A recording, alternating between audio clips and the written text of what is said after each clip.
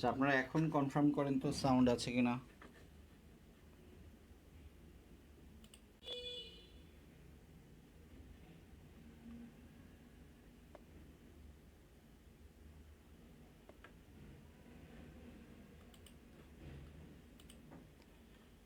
আপনারা এখন একটু কনফার্ম করেন সাউন্ড আছে কিনা।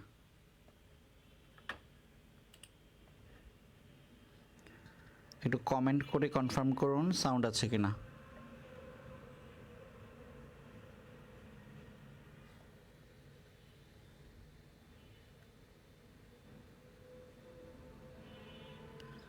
আচ্ছা আচ্ছা, ঠিক আছে, তাহলে আমরা শুরু করি। ঠিক আছে, সাউন্ড আছে কিনা।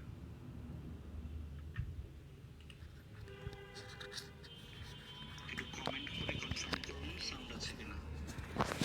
আচ্ছা, তাহলে আমরা ক্লাসে চলে যাচ্ছি।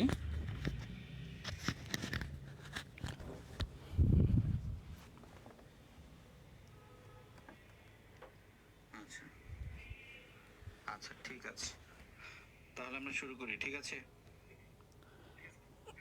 আচ্ছা, আমরা আলোচনা করতেছি যেটা নিয়ে, সেটা হচ্ছে বাংলাদেশের কৃষি নিয়ে। আচ্ছা, আমরা শুরুতেই যেটা বলেছি, বাংলাদেশের কৃষি কেমন। বাংলাদেশের কৃষি হচ্ছে, একটু খেয়াল করেন, বাংলাদেশের কৃষি হচ্ছে ধান নিবিড় স্বয়ংভোগী। আচ্ছা, এটা আমরা পরে যাই। তাহলে বাংলাদেশের কৃষি কেমন। বাংলাদেশের কৃষি হচ্ছে ধান নিবিড় স্বয়ংভোগী। ঠিক আছে, এর মানে হচ্ছে বাংলাদেশে যে পরিমাণ খাদ্যশস্য উৎপাদিত হয়, খাদ্যশস্য উৎপাদিত হয় তার মধ্যে হচ্ছে প্রধান হচ্ছে ধান। ঠিক আছে, এবং এই ধান উৎপাদনের উদ্দেশ্য হচ্ছে সিম্পলি ভোগ করা। ঠিক আছে, আমরা যেহেতু ধান আমাদের প্রধান খাদ্যশস্য, সুতরাং আমাদের কৃষির ধরন হচ্ছে ধান নিবিড় স্বয়ংভোগী। এরপরে দেখেন আমাদের যে কৃষি, টোটাল কৃষির যে অবদান কোথায়, আমাদের জিডিপিতে টোটাল কৃষির যে অবদান, এটা কিন্তু দিন দিন ক্রমহ্রাসমান। অর্থাৎ অন্যান্য দুটো খাতের তুলনায় আমরা জানি আমাদের কৃষিতে আমাদের অর্থনীতিকে আমরা তিনটা বৃহৎ খাতে ভাগ করতে পারি। একটা হচ্ছে কৃষি, আর একটা হচ্ছে শিল্প, এবং দেন হচ্ছে সেবা। এই তিনটা খাতের মধ্যে কৃষির অবদান দিন দিন হ্রাস পাচ্ছে, এটাই বলা হচ্ছে। এখন কেমন হারে হ্রাস পাচ্ছে যদি আমরা দেখি, আমরা একটা চিত্রতে দেখি, যদি আমরা এখানে দেখি যে 1990-91 সালে আমাদের কৃষির অবদান ছিল 29 দশমিক, আমাদের জিডিপিতে কৃষির অবদান ছিল 29.23%। ঠিক আছে, এরপরে যদি দেখি ধীরে ধীরে কৃষির অবদান বর্তমানে 2022-23 অর্থ বছরে এটা এসে দাঁড়িয়েছে 11.2%। তাহলে যদি আমি এইখানে দেখি, এটা হচ্ছে 11.2% 2022-23 অর্থ বছরে, আর এর আগে ছিল 23.23%। তাহলে এটা আপনারা এভাবেও আসতে পারে যে 22-23 অর্থ বছরে কৃষির অবদান কত, তাহলে 11.2%। ঠিক আছে, এটা খুবই গুরুত্বপূর্ণ। এরপরে আমরা দেখি কৃষিতে কৃষির অবদানের জন্য যে পুরস্কার রাখা হয়েছে রাষ্ট্র কর্তৃক বা সরকারিভাবে, যে পুরস্কার দেওয়া হয় এটাকে বলা হচ্ছে রাষ্ট্রপতি পুরস্কার। প্রশ্ন আসতে পারে কৃষিক্ষেত্রে অবদানের জন্য কোন পুরস্কার দেওয়া হয়। আচ্ছা, একটু ব্লার হবেই, ব্লার আবার মানে ঠিক হয়ে যায়, এটা নিয়ে আসলে খুব টেনশনের কিছু নাই। ঠিক আছে, কৃষিক্ষেত্রে অবদানের জন্য বা কৃষিক্ষেত্রে গবেষণার জন্য সরকার যে পুরস্কার দেয় সেটা হচ্ছে রাষ্ট্রপতি পুরস্কার। এই রাষ্ট্রপতি পুরস্কারটি বাংলাদেশ কৃষি মন্ত্রণালয়ের অধীনে সর্বপ্রথম 1973 সাল থেকে প্রদান করা হয়। তাহলে এই স্লাইড থেকে আমরা আসলে দুটো জিনিসকে একটু ফোকাস করার চেষ্টা করব। একটা হচ্ছে কৃষি উন্নয়নে গবেষণার জন্য কি পুরস্কার দেওয়া হয়, রাষ্ট্রপতি পুরস্কার। হ্যাঁ মেহেদি,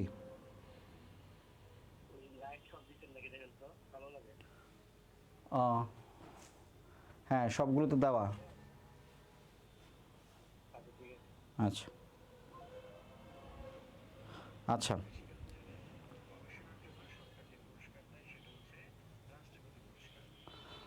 আচ্ছা ঠিক আছে, তাহলে এই স্লাইড থেকে আমরা দুটো জিনিস নেওয়ার বা বোঝার চেষ্টা করবো। একটা হচ্ছে কৃষিক্ষেত্রে কোন পুরস্কার দেওয়া হয়, রাষ্ট্রপতি পুরস্কার, এবং এটি কত সাল থেকে দেওয়া হয়।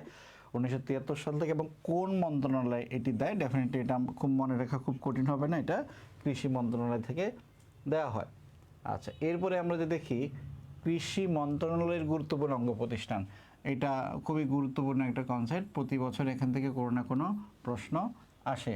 ঠিক আছে, এটা খুবই গুরুত্বপূর্ণ একটা প্রশ্ন যে কৃষি মন্ত্রণালয়ের সাথে সম্পর্কিত গুরুত্বপূর্ণ সরকারি প্রতিষ্ঠান, কৃষি মন্ত্রণালয়ের গুরুত্বপূর্ণ অঙ্গ প্রতিষ্ঠান। প্রথমে আমরা দেখি যে প্রতিষ্ঠানটা আমাদের এখানে আছে BRRRI। ঠিক আছে, এটার আদলে একটা প্রতিষ্ঠান আছে IRRI, এটাকে বলা হয় ইন্টারন্যাশনাল রাইস রিসার্চ ইনস্টিটিউট। আর বাংলাদেশে ঠিক একই ধর্মী একটি প্রতিষ্ঠান আছে, সেটা হচ্ছে বাংলাদেশ রাইস রিসার্চ ইনস্টিটিউট। এটার সদর দপ্তর হচ্ছে, বা এটার মূল অফিসটা হচ্ছে বাংলাদেশের গাজীপুরের জয়দেবপুরে। ঠিক আছে, আচ্ছা, এখন দেখি আমরা এই BRRI বা বাংলাদেশ রাইস রিসার্চ ইনস্টিটিউট কৃষিক্ষেত্রে কি গুরুত্বপূর্ণ অবদান রেখেছে। আমরা নিচে অনেকগুলো ধানের জাতের নাম দেখতে পাচ্ছি। আমরা যদি এখানে দেখেন বলা হচ্ছে উপসি। এই উপসি কথাটা হচ্ছে উচ্চ ফলনশীল, মানে উচ্চ ফলনশীল কথাটাকেই সংক্ষিপ্ত করে বলা হয় উপসি ধানের জাত। পরীক্ষায় প্রশ্ন আসে যে উপসি মানে কি, পরীক্ষায় প্রশ্ন আসে উপসি মানে কি, পরীক্ষায় প্রশ্ন আসে উপসি মানে কি। উপসি মানে হচ্ছে উচ্চ ফলনশীল জাত। প্রথমে দেখি BR2 বা মালাইরি, এই জাতের ধান হচ্ছে আমরা যেটাকে বলি মালা ধান। ঠিক আছে, মালা ধান। তো মালা ধানের বিশেষত্ব এখানে হচ্ছে এই ধানে মুড়ি খুব ভালো হয়। তো প্রশ্ন আসতে পারে কোন ধানের মুড়ি খুব জনপ্রিয়, সেটা হচ্ছে মালা বা মালা ধান, BR2। এরপর হচ্ছে ব্রিশাইল নামে পরিচিত ব্রি ধান বা ব্রিশাইল নামে পরিচিত হচ্ছে BR4। এরপর হচ্ছে প্রশ্ন আসতে পারে বন্যাপ্রবণ এলাকার জন্য উপযোগী কোন জাতের ধান, সেটা হচ্ছে B28 বা B28।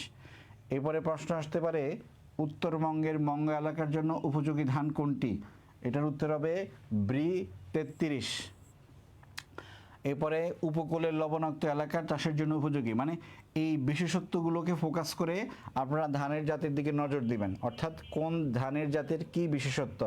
আপনি যদি মানে বাংলাদেশ রাইস রিসার্চ ইনস্টিটিউট কর্তৃক উদ্ভাবিত এই ধানের জাতগুলোর এই বিশেষত্ব রয়েছে, বিশেষ করে খরাপ্রবণ এলাকায়, মঙ্গাপ্রবণ এলাকায় B56 এবং 57 এই দুই জাতের ধান।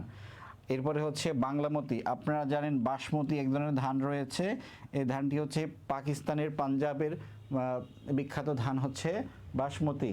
সেই বাসমতিরই বাংলাদেশের যে নতুন ভ্যারিয়েন্ট সেটা হচ্ছে বাংলামতি, আর এটি এক ধরনের সুগন্ধি জাতীয় চাল। ঠিক আছে, এটার জাত হচ্ছে B50। ঠিক আছে, এইভাবে আপনারা দেখবেন যে কোন ধানের কোন বিশেষত্ব, সেই বিশেষত্ব অনুযায়ী ধানের জাতগুলো পড়ার চেষ্টা করবেন। এরপরে আমরা দেখি BINA, Bangladesh institute of nuclear agriculture, এই প্রতিষ্ঠানটাই এর আগের স্লাইডে আমরা জানলাম BRRI, যেটাকে বলে বাংলাদেশ রাইস রিসার্চ ইনস্টিটিউট।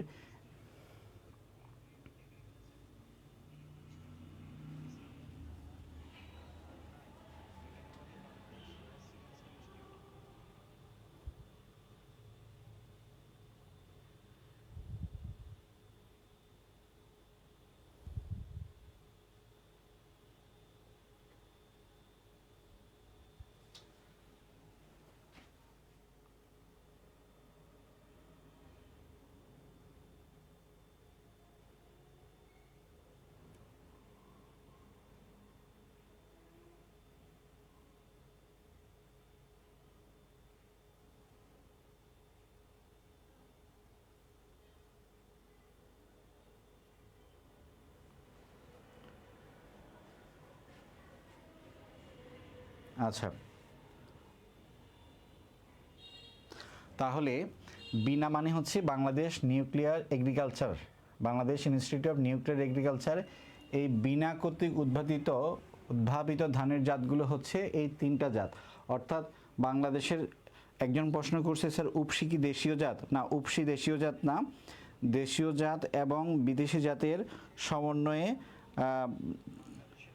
সমন্বয়ে এক ধরনের নতুন জাত যেটা বিশেষ প্রক্রিয়ায় উদ্ভাবন করা, সেটা হচ্ছে উপসি জাত। সেই উপসি জাতকে আমরা বলি উচ্চ ফলনশীল জাত। এটা যেমন BRRI কর্তৃক উদ্ভাবিত কিছু ধানের জাত রয়েছে, অন্যদিকে বিনা কর্তৃক উদ্ভাবিত কিছু ধানের জাত রয়েছে। এটাকে এখানে যদি আমরা দেখি ইরাটম 24, এটি ইরি 8, এই ধানের যে জেনেটিক্যাল চেঞ্জ সেটা পরিবর্তনের মাধ্যমে ইরাটম 28 এই ধানটা উদ্ভাবিত হয়েছে। প্রশ্ন আসতে পারে লবণ সহিষ্ণু ধানের জাত কোনটি? লবণ সহিষ্ণু ধানের জাত, ঠিক আছে, লবণ সহিষ্ণু ধানের জাত হচ্ছে বিনা। দেখেন এর আগে আমরা যখন যে ধানের জাত পড়ছি সের আগে এভাবে ব্রি লেখা ছিল, যেমন ব্রি 33, ঠিক আছে, খরাপ্রবণ ধান। এখন বলা হচ্ছে বিনা, অর্থাৎ যে প্রতিষ্ঠানে যে ধানের জাত উদ্ভাবিত হয়েছে। তাহলে ব্রি মানে হচ্ছে বাংলাদেশ রাইস রিসার্চ ইনস্টিটিউট কর্তৃক উদ্ভাবিত, আর বিনা মানে Bangladesh institute of nuclear agriculture কর্তৃক উদ্ভাবিত। আচ্ছা, ব্ল্যাঙ্ক, হোয়াট এভার, ঘোলা, এগুলো ঠিক হয়ে যাবে। আপনারা একটু ধৈর্য সহকারে দেখেন, ডোন্ট বি ইমপেশেন্ট, অধৈর্য হবেন না, একটু দেখেন, ঠিক আছে।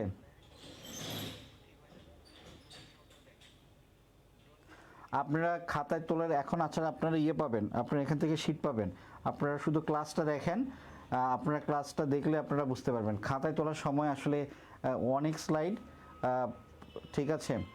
আচ্ছা, দেশি ধানের জাতগুলো আস্তে আস্তে আসবে, আপনারা একটু মনোযোগ দিয়ে দেখেন, দেশি ধানগুলো আসবে। আচ্ছা, এরপরে দেখেন বলা হচ্ছে ডিএইর পূর্ণরূপ হচ্ছে ডিপার্টমেন্ট অফ এগ্রিকালচারাল এক্সটেনশন, যেটাকে আমরা বাংলায় বলি কৃষি সম্প্রসারণ অধিদপ্তর। এই শব্দটা আমরা অনেকেই শুনছি, এটাকে ইংরেজিতে বলে DAE, department of agricultural extension. এটার প্রধান কার্যালয় কোথায়? এটার প্রধান কার্যালয় হচ্ছে ঢাকার ফার্মগেটের খামারবাড়িতে। আমরা মূলত কৃষি মন্ত্রণালয়ের সাথে সম্পর্কিত গুরুত্বপূর্ণ যে প্রতিষ্ঠান সেগুলোর দিকে একটু নলেজ নেওয়ার চেষ্টা করতেছি। আচ্ছা আচ্ছা, না এটা আসলে আপনারা দেখেন লাইটের সাথে ব্লারের কোনো সম্পর্ক নেই। এরপর হচ্ছে Bangladesh agriculture development corporation, Bangladesh কৃষি উন্নয়ন corporation, Bangladesh agricultural development corporation. সারা এই বিএডিসির কাজ কি? ঠিক আছে, আপনারা শুধু এভাবে মনে রাখতে পারবেন না, এটা কি কাজ করে এটার দিকে একটু মনোযোগ দিবেন। যেমন সারা দেশে কৃষি উপকরণ, যেমন বীজ সার উৎপাদন করা, সংগ্রহ করা, পরিবহন করা, সংরক্ষণ করা, এই কাজগুলো অর্থাৎ বীজ এবং সার সম্পর্কিত যত কাজ আছে সব কাজগুলো করে হচ্ছে BARI, Bangladesh agricultural research institute, ঠিক আছে। আচ্ছা, এরপরে দেখেন এরপরে কোন প্রতিষ্ঠান কাজ করে? BARI। আচ্ছা, BARI, আচ্ছা, বাংলাদেশ এগ্রিকালচার রিসার্চ ইনস্টিটিউট।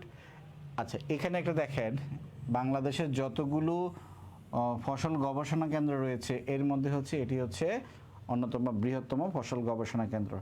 এই যে BARI-র কথা আমরা বললাম বা বাংলাদেশ এগ্রিকালচার রিসার্চ ইনস্টিটিউট, এর আন্ডারে আরও কিছু কিছু সাব ইনস্টিটিউট আছে। এই 3টা সাব ইনস্টিটিউট আমাদের পরীক্ষার পারপোজে গুরুত্বপূর্ণ। পরীক্ষায় মাঝে মাঝে আসে যে মশলা গবেষণা কেন্দ্র কোথায়, এটা অপশানে হয়তো শিবগঞ্জ থাকতে পারে অথবা বগুড়া থাকতে পারে। প্রশ্ন আসতে পারে ডাল গবেষণা কেন্দ্র কোথায়, ঈশ্বরদী থাকতে পারে, পাবনা থাকতে পারে। ফল গবেষণা কেন্দ্র কোথায়, রাজশাহীতে। সুতরাং এই BARI-এর আন্ডারে যে সারা দেশে বিভিন্ন গবেষণা কেন্দ্র রয়েছে, এই গবেষণা কেন্দ্রগুলো আমাদের পরীক্ষার জন্য ইম্পর্টেন্ট, ঠিক আছে। এরপরে আমরা দেখি BARC, Bangladesh agricultural research council, অর্থাৎ বাংলাদেশ কৃষি গবেষণা কাউন্সিল। অর্থাৎ প্রতিষ্ঠানগুলোর নাম জানা, যেন পরীক্ষায় এই সংক্ষিপ্ত করে আসলে আমরা যেন এটার উত্তর দিতে পারি। আচ্ছা, আরেকটা হচ্ছে BJRI, Bangladesh jute research institute. যখনই আপনারা এর সাথে যে দেখবেন তখনই মিন করবেন সেটা হচ্ছে জুটের সাথে, জুট বা পাটের সাথে সম্পর্কিত। তাহলে বি মানে সবসময় বাংলাদেশ হবে, এ মানে এগ্রিকালচার হবে, আর দিয়ে রিসার্চ হবে। অর্থাৎ এই পর্যন্ত যতগুলো প্রতিষ্ঠান পাবেন এই প্রতিষ্ঠানে কোনো না কোনোভাবে BADC, BARI, BRRI এখানে যেভাবেই থাকুক না কেন, মানে বাংলাদেশ মানে এগ্রিকালচার, আর মানে রিসার্চ, সি দিয়ে কাউন্সিল, এই শব্দগুলো আপনারা ঠিক এভাবে মনে রাখার চেষ্টা করবেন। আচ্ছা, আর বাংলাদেশ পাট গবেষণা ইনস্টিটিউট কোথায়? আর বাংলাদেশের পাট গবেষণা ইনস্টিটিউট হচ্ছে সংসদ ভবনের ঠিক বিপরীতে। সংসদ ভবনের ঠিক বিপরীতে হচ্ছে বাংলাদেশ পাট গবেষণা ইনস্টিটিউট। ঠিক আছে, ওকে। এই পাট গবেষণা ইনস্টিটিউট এর কিছু কিছু গুরুত্বপূর্ণ গবেষণা আছে। আমরা যদি পাট গবেষণা ইনস্টিটিউট দিকে তাকাই বা বাংলাদেশ জুট রিসার্চ ইনস্টিটিউট দেখব, তাদের যতগুলো গবেষণা রয়েছে এর মধ্যে সবচেয়ে গুরুত্বপূর্ণ গবেষণা জুটন। এখন দেখি জুটন মানে কি। জুটন হচ্ছে পাট এবং তুলা, এই দুটোই হচ্ছে তন্তু জাতীয় পদার্থ। এই দুটোই কি? পাট এবং তুলা, এই দুটোই হচ্ছে তন্তু জাতীয় পদার্থ, পাট এবং তুলা। এই পাট এবং তুলার আঁশকে সংমিশ্রণ করে বিশেষ প্রক্রিয়ায় তৃতীয় আরেকটি আঁশ আবিষ্কার করা হয়েছে, এটার নাম হচ্ছে জুটন। অর্থাৎ জুটন মানে হচ্ছে পাটের আঁশ প্লাস তুলা, এই দুটো সংমিশ্রণ করে তৃতীয় একটি আঁশ বা কাপড় তৈরি করা হয়েছে, তার নাম হচ্ছে জুটন।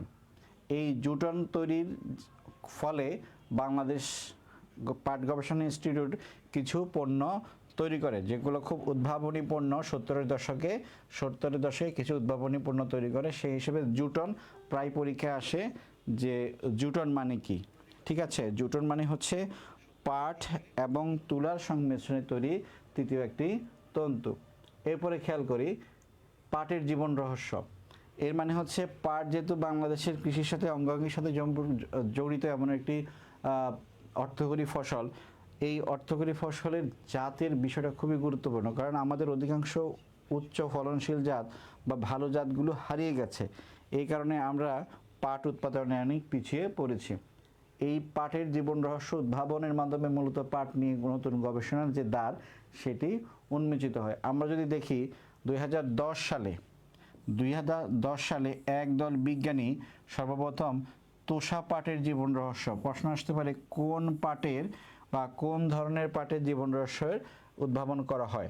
ঠিক আছে, এই যে 2010 সালে পাটের জীবন রহস্য উন্মোচনের যে কাজটা, এই কাজটা শুরু করেন ডক্টর মাকসুদুল আলম। ঠিক আছে, ডক্টর মাকসুদুল আলম। আর উনি যে প্রকল্প বা উনি যে দলের মাধ্যমে এই কাজটা করেন, সেই দলটার নাম ছিল স্বপ্নযাত্রা। দেখেন, আমি যে শব্দগুলোকে এনসার্কেল করলাম, সেই শব্দগুলোকে আপনারা একটু বেশি গুরুত্ব দিয়ে পড়বেন। যেমন এটা কত সালে হয়েছে? 2010 সালে। কোন ধরনের পাটের জীবন রহস্য আবিষ্কার করা হয়? তোষা পাটের। কে করে? ডক্টর মাকসুদুল আলম। যে দলের মাধ্যমে সেটা করে বা পুরো কাজটা যে দলের মাধ্যমে করে, সে দলটার নাম ছিল স্বপ্নযাত্রা। ঠিক আছে, আবু হাসান সাইদি, যে রেশিওটা ইম্পর্টেন্ট না, রেশিওটা তো খুব ডেপথ প্রশ্ন হয়ে যায়, এটা বিজ্ঞানীরাই ভালো বলতে পারবে জুটনের মধ্যে পাট এবং তুলা রেশিও কত। ঠিক আছে, এগুলো আমাদের পরীক্ষার জন্য ইম্পর্টেন্ট না। এরপরে দেখেন BSRI, বাংলাদেশ সুগার কেন রিসার্চ ইনস্টিটিউট, যেটা আগে আমরা বলতাম বাংলাদেশ সুগার রিসার্চ ইনস্টিটিউট বা বাংলাদেশ চিনি গবেষণা কেন্দ্র।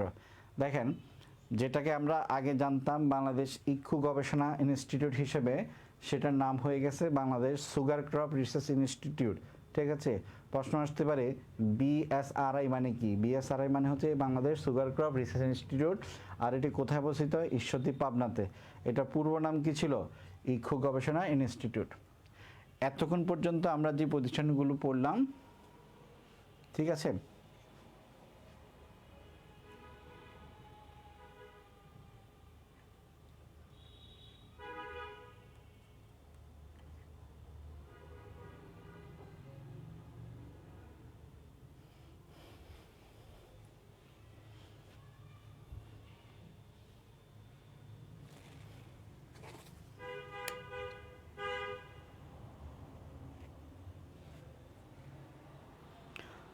আচ্ছা, এতক্ষণ পর্যন্ত আমরা যে প্রতিষ্ঠানগুলো পড়লাম এগুলো ছিল কৃষি মন্ত্রণালয়ের আন্ডারে।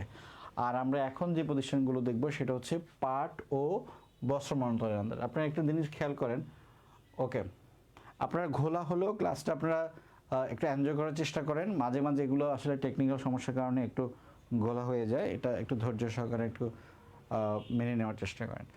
এখানে খেয়াল করেন 6 মার্চ, অর্থাৎ প্রতি বছর 6 মার্চ হচ্ছে জাতীয় পাট দিবস। বাংলাদেশের পার্সপেক্টিভ এটা খুবই গুরুত্বপূর্ণ, কারণ পাট হচ্ছে বাংলাদেশের অন্যতম প্রচলিত রপ্তানি পণ্য। আচ্ছা, তাহলে আমরা দেখব, এটা মনে রাখার চেষ্টা করব, বাংলাদেশের জাতীয় পাট দিবস কবে?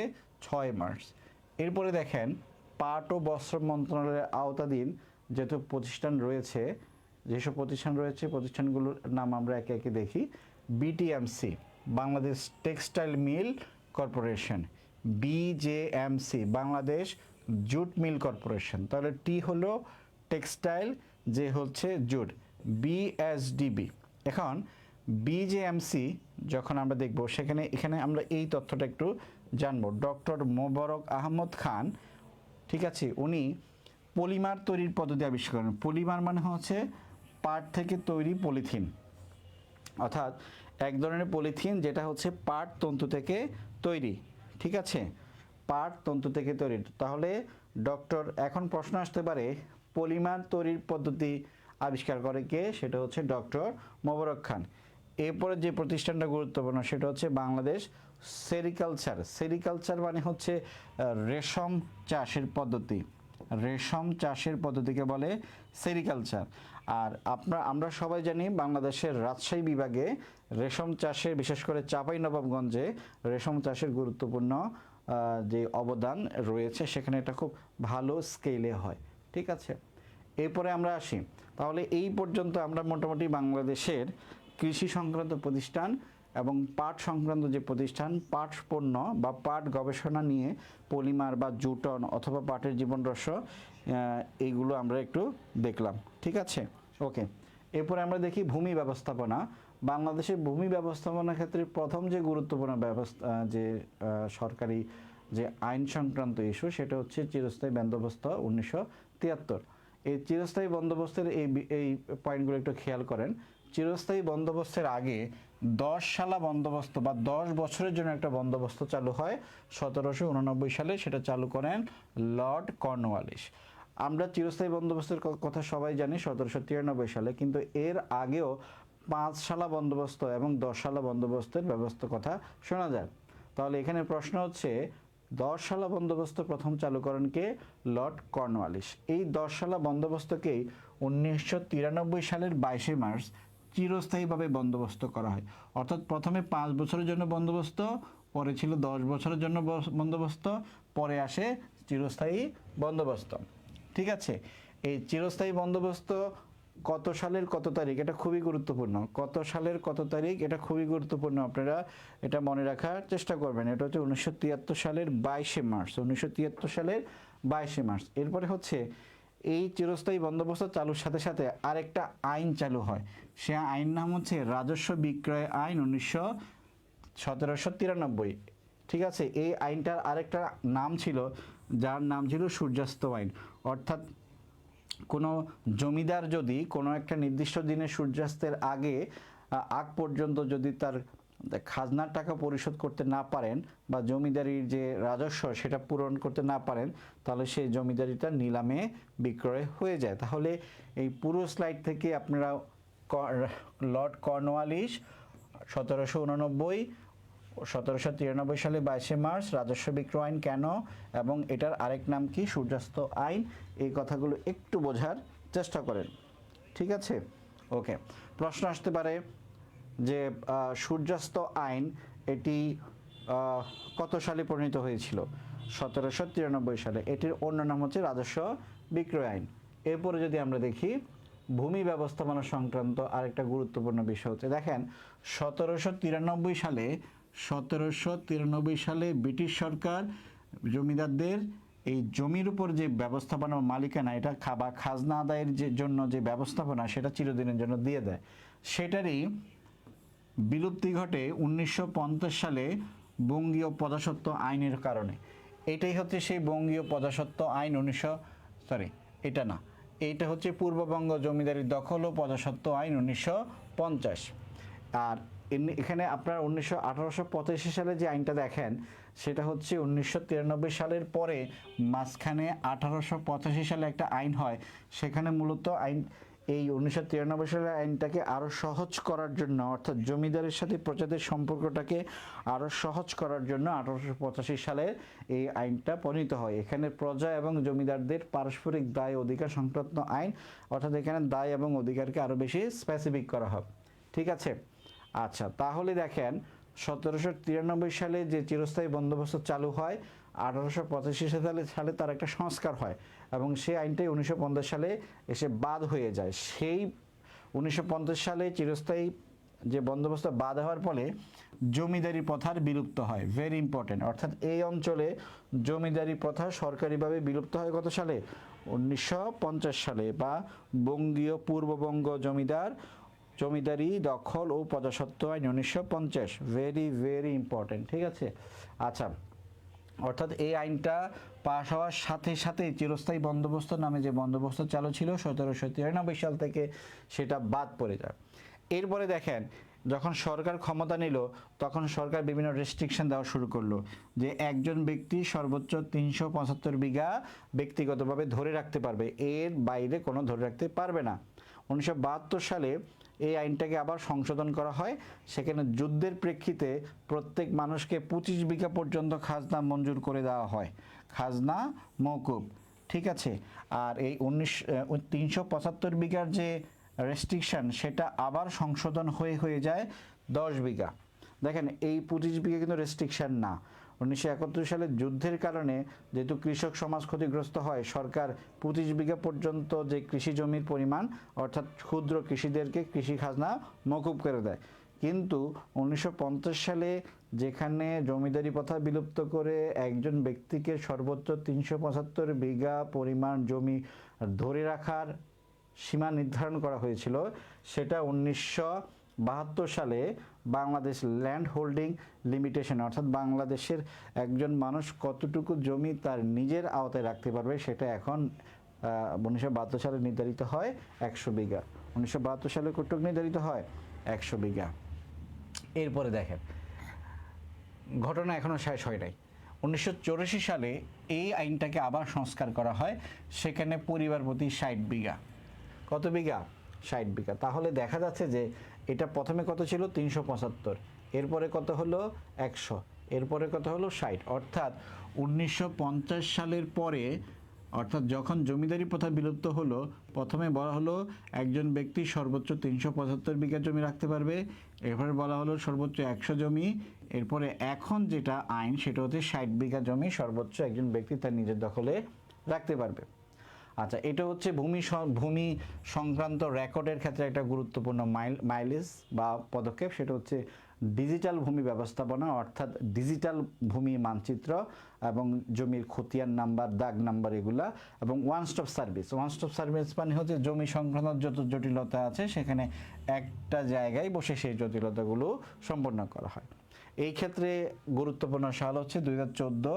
কেন গুরুত্বপূর্ণ? কারণ এই 2014 সালেই সর্বপ্রথম চট্টগ্রাম সদর সার্কেল ভূমি অফিসে ডিজিটাল যে ভূমি ব্যবস্থাপনা, সেই ডিজিটাল ভূমি ব্যবস্থাপনা চালু হয়।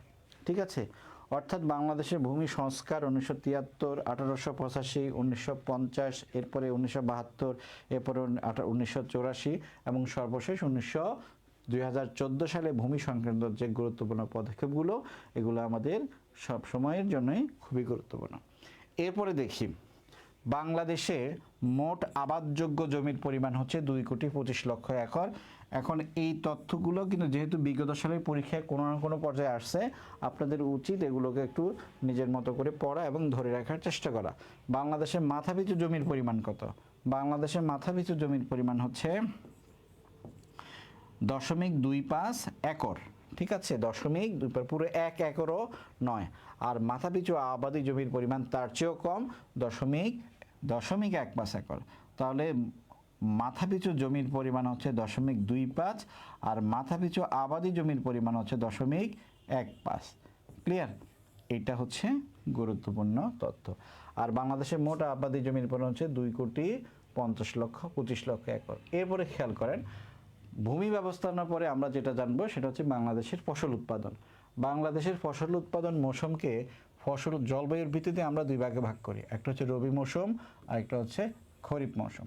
অর্থাৎ পুরো 12 মাসকে আমরা 2 মৌসুমে ভাগ করি। আর যদি বাংলা মাসের হিসাব করি, আশ্বিন বা কার্তিক মাস থেকে শুরু করে ফাল্গুন মাস, এটাকে আমরা বলি রবি মৌসুম। আর বিশেষ করে চৈত্র থেকে শুরু করে ভাদ্র মাস পর্যন্ত যে মৌসুমটা, সেটাকে আমরা বলি খরিফ মৌসুম। অর্থাৎ এই সময়টা ইম্পর্টেন্ট। আমরা কোন সময়টাকে খরিফ মৌসুম বলি, যেমন চৈত্র থেকে ভাদ্র, যেমন এটাকে বর্ষাকালটাকে যেটাকে কভার করে, আর শীতকাল যেটাকে কভার করে সেটা হচ্ছে রবি মৌসুম।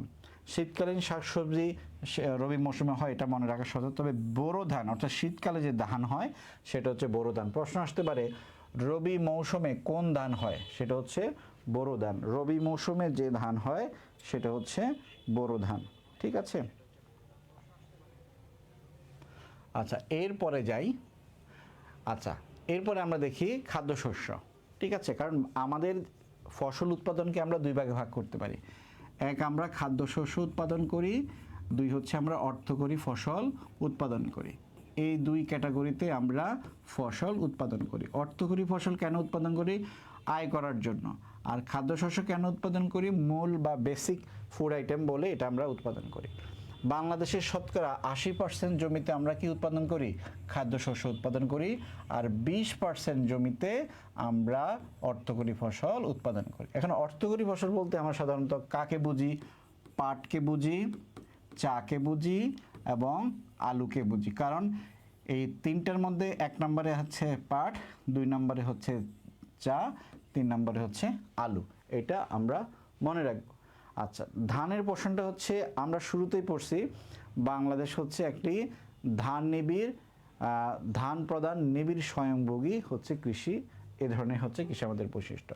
আর আমরা মূল্যের পরিমাপে খেয়াল করেন, মূল্যের পরিমাপে যতগুলো কৃষি পণ্য উৎপাদন করি, এর মধ্যে সবচেয়ে বেশি যে কৃষি পণ্যটা উৎপাদন করি সেটা হচ্ছে ধান। তাহলে প্রশ্ন এভাবে আসতে পারে, মূল্যের পরিমাপে বাংলাদেশের কৃষি ব্যবস্থায় সবচেয়ে বেশি কোন খাদ্যশস্যের উৎপাদন বেশি হয় মূল্যের পরিমাপে? তাহলে এটা ডেফিনেটলি হবে ধান। আচ্ছা, আর আর আমরা বাংলাদেশের সময়ের ভিত্তিতে আমরা যে ধানগুলো উৎপাদন করি, এক এক সময় আমরা এক এক ঋতুতে এক এক ধান উৎপাদন করি। এই ঋতু ভিত্তিতে বাংলাদেশের ধানকে আমরা 3 ভাগে ভাগ করতে পারি। একটা হচ্ছে আউশ ধান, একটা হচ্ছে আমন ধান, আর একটা হচ্ছে বোরো ধান। ঠিক আছে। আচ্ছা, আউশ ধান কোনটাকে বলবো? যখন আমরা চৈত্র বা বৈশাখ মাসে, অর্থাৎ বৈশাখে বা চৈত্রতে আমরা যে ধানটাকে লাগাই, এবং আষাঢ় শ্রাবণ মাসে অর্থাৎ বৃষ্টির সময় আমরা যে ধানটা উঠাই সেটা হচ্ছে আউশ ধান। অর্থাৎ বৃষ্টির সময় বর্ষাকালে আমরা যে ধানটা কাটি সেটাকে আমরা বলি আউশ ধান। আর এই ধানটা লাগানো হয় চৈত্র বৈশাখে। এরপরে আমরা দেখি আমন ধান। তাহলে প্রথমে হলো আউশ, এরপর হচ্ছে আমন। আমন ধান আবার 3 প্রকার।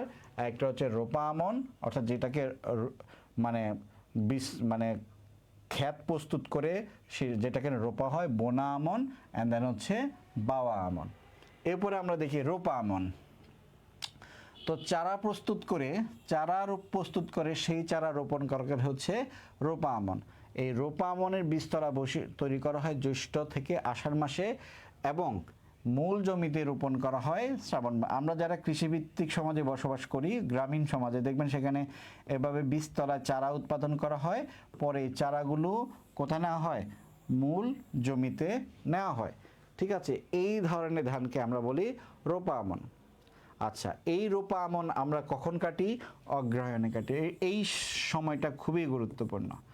রোপা আমন ধান যখন কাটা হয় সেই সময়টাকে আমরা বলি নবান্ন, অথবা পহেলা নভেম্বর, বা নবান্নের প্রথম দিন, যেটাকে আমরা বলি পহেলা নভেম্বর। এই 3টা তারিখ ইম্পর্টেন্ট। অগ্রহায়ণ মাসের প্রথম দিন হচ্ছে নবান্নের প্রথম দিন, যেটাকে আমরা যদি ইংরেজিতে বলি, ইংরেজি মাস হিসাব করি, সেটা হচ্ছে পহেলা নভেম্বর। আর ঠিক আছে, আর এটাকে জাতীয়ভাবে পহেলা নভেম্বর উদ্ভাবন করা হয়। আচ্ছা, এটা 15ই সেপ্টেম্বরের প্রসঙ্গটা এখন আমরা না রাখি, আমরা এটাকে সংশোধন করে দেব। তাহলে পহেলা নভেম্বরের প্রথম দিন বা পহেলা নভেম্বরকে আমরা বলি জাতীয় কৃষি দিবস। প্রশ্ন আসতে পারে জাতীয় কৃষি দিবস কবে? জাতীয় কৃষি দিবস হচ্ছে নবান্নের প্রথম দিন, অথবা আচ্ছা, এইখানে মনে হয় একটু সংশোধন হবে, আমি সংশোধন করে দেব। এখানে পহেলা অগ্রহায়ণ হবে এবং এটা 15ই সেপ্টেম্বর হবে। ঠিক আছে, ওকে, এটা আপনারা শিটে সংশোধনটা পাবেন। আচ্ছা, এরপরে আমরা আসি বোরো আমন ধান। আমরা জানি আমন ধান 3 ধরনের, একটা হচ্ছে বোরো আমন, একটা হচ্ছে রোপা আমন, একটা হচ্ছে বাওয়া আমন। এখন বোরো আমন কোনটা? বসন্তকালে যে ধানটা আমরা ঘরে উঠাই, অর্থাৎ সেচ দিয়ে যে ধানটা আমরা ঘরে উঠাই সেটাকে আমরা বলি কি? বোরো আমন। তাহলে আমন প্রথমটা আমরা কি পাইলাম? রোপা আমন, অর্থাৎ আমরা বীজতলা তৈরি করে বর্ষাকালের সময় যে আমরা ধান বুনি সেটা হচ্ছে রোপা আমন। আর সেচ দিয়ে আমরা বিভিন্ন অঞ্চলে যে ধান চাষাবাদ করি সেটাকে বলি বোরো আমন। আচ্ছা, ওকে। এই সময় বৃষ্টিপাত কম হয় বলে আমাদের কি দরকার হয়? আমাদের সেচ দরকার হয়, সেচের উপর নির্ভরশীল। এখন যদি প্রশ্ন আসে যে সেচের উপর নির্ভরশীল কোন ধান, একটা হচ্ছে যেটাকে আমরা বলি বোরো আমন। বোরো আমন এই ধানটা সেচের উপর নির্ভরশীল। ঠিক আছে। আবার প্রশ্ন এভাবেও আসতে পারে, বাংলাদেশের পানি সম্পদের যত চাহিদা কোন ধান চাষে সবচেয়ে বেশি থাকে? সেটা হচ্ছে বোরো আমন। অর্থাৎ বোরো আমন ধান চাষে বাংলাদেশের সবচেয়ে বেশি ধান মানে সেচের প্রয়োজন হয়। ঠিক আছে। আচ্ছা, এরপরে দেখেন খাদ্যশস্য। এখানে আমরা অনেকে এর আগে জিজ্ঞাসা করছে যে বাংলাদেশের নিজস্ব কোনো ধানের জাত আছে কিনা। যেমন বালাম, এটা হচ্ছে বাংলাদেশের নিজস্ব ধানের জাত, বিশেষ করে বরিশাল এবং পটুয়াখালী অঞ্চলে এই ধানের জাত খুব প্রচলিত রয়েছে। এরপর হচ্ছে কাটারি ভোগ। কাটারি ভোগ হচ্ছে দিনাজপুরে, বিরই হচ্ছে ময়মনসিংহ, এবং কালিজিরা এবং চিনিগুড়া হচ্ছে কুমিল্লা এবং নোয়াখালী অঞ্চলের গুরুত্বপূর্ণ দুটি ধানের জাত। আচ্ছা, নওগাঁর প্রসঙ্গটা কেন আসে? নওগাঁয় বাংলাদেশের সবচেয়ে বেশি চালকল কি? এটাকে চাল কলও বলে, আবার চাতালও বলে। এর মানে হচ্ছে যেখানে ধান থেকে চাল প্রস্তুত হয় সেটাকে বলা হচ্ছে চালকল। ঠিক আছে। আচ্ছা, এরপরে আমরা আসি গম। তাহলে খাদ্য ফসল মানে যেহেতু আমরা বলি ফসল উৎপাদনকে আমরা প্রথমত দুই ভাগে ভাগ করি, একটা হচ্ছে অর্থকরী ফসল, একটা হচ্ছে খাদ্যশস্য। খাদ্যশস্যের মধ্যে প্রথম আমরা যেটা পড়েছি সেটা হচ্ছে ধান। দ্বিতীয় কোনটা? দ্বিতীয় হচ্ছে গম। ঠিক আছে। ধান বাংলাদেশের প্রধান খাদ্যশস্য এবং গম হচ্ছে বাংলাদেশের দ্বিতীয় প্রধান খাদ্যশস্য।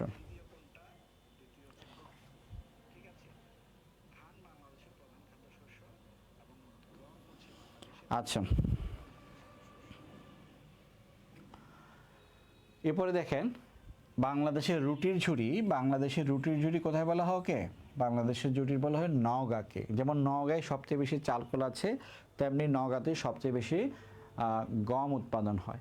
এরপরে তৃতীয় যেটা সেটা হচ্ছে ডালের অনেক ভ্যারাইটিস রয়েছে, যেমন বলে মুগ ডাল, মসুরের ডাল, ছোলার ডাল, খেসারির ডাল, মাসকলের ডাল, মটরের ডাল, অরহর। পরীক্ষা আসতে পারে অরহর কোন ধরনের খাদ্যশস্য? অরহর হচ্ছে একটি ডাল জাতীয় খাদ্যশস্য। এরপর হচ্ছে তেলবীজ, যেমন তিল একটি তেলবীজ, সরিষা তো আমরা জানি, তিসি একটি তেলবীজ, এবং রেরি এই ফসলটা হচ্ছে এক ধরনের তেলবীজ। ঠিক আছে। আচ্ছা, এরপরে আমরা আসি অর্থকরী ফসল। অর্থকরী ফসল মানে হচ্ছে সেই ফসল যেগুলো আমরা সাধারণত অর্থ লাভের জন্য চাষাবাদ করি। যেমন পাট হচ্ছে প্রথম অর্থকরী ফসল, চা হচ্ছে দ্বিতীয়, তৃতীয় হচ্ছে আলু। আরও কিছু অর্থকরী ফসল আছে, যেমন আখ, তামাক, রেশম, রাবার এবং তুলা। আচ্ছা, প্রথমে আসি পাটের ক্ষেত্রে। বাংলাদেশের প্রথম বা প্রধান অর্থকরী ফসল হচ্ছে পাট। এই পাট উৎপাদন দিক থেকে বাংলাদেশ বিশ্বে প্রথম, কারণ প্রায় 1/3 পাট, অর্থাৎ পৃথিবীতে যত পাট উৎপাদিত হয় তার 3 ভাগের 1 ভাগ পাট কোথায় উৎপাদিত হয়? বাংলাদেশে উৎপাদিত হয়। আর এই পাটকে সোনালী আঁশ বলি, এটা নতুন কিছু না।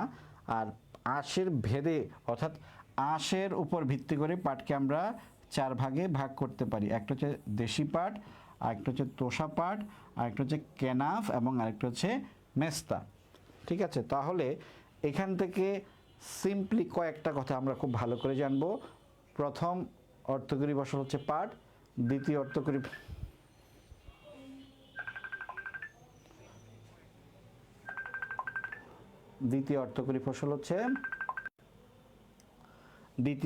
ফসল হচ্ছে তোষা পাট, এবং প্রথম অর্থকরী ফসল হচ্ছে পাট, দ্বিতীয় হচ্ছে চা, তৃতীয় হচ্ছে আলু।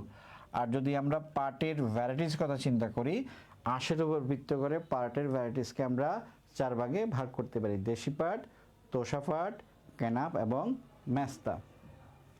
আচ্ছা, আজকের লেকচারটা একটু বড় হবে, ধৈর্য সহকারে চেষ্টা করি। আচ্ছা, পাটের এখানে একটা বিষয় আছে। পাট সবচেয়ে বেশি ভালো ফলন হয় দোআঁশ মাটিতে, আর বাংলাদেশের কিছু অঞ্চলকে আমরা পাট বলয় হিসেবে বিবেচনা করি। ঠিক আছে, মানে এখানে সবচেয়ে বেশি পাট উৎপাদিত হয়। এগুলো কোথায়? ময়মনসিংহ, টাঙ্গাইল, জামালপুর এবং কিশোরগঞ্জ, ঢাকা এবং কুমিল্লা, এই অঞ্চলগুলোতে পাটের উৎপাদন অনেক বেশি হয়। এই জন্যে আচ্ছা আচ্ছা রুটির ঝুড়ি, ঠাকুরগাঁও, এগুলো নিয়ে আমি স্টিল এখনো কনফিউশনে আছি। আমি সবচেয়ে আপডেট তথ্যটা আপনাকে দেওয়ার চেষ্টা করব। ঠিক আছে, ঠিক আছে, ঠাকুরগাঁও বিষয়টা আমি ক্ল্যারিফাই করব।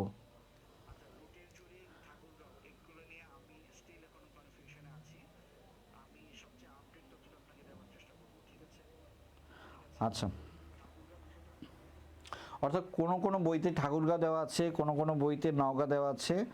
এই দুটো জায়গায় একটু কনফিউশন আছে।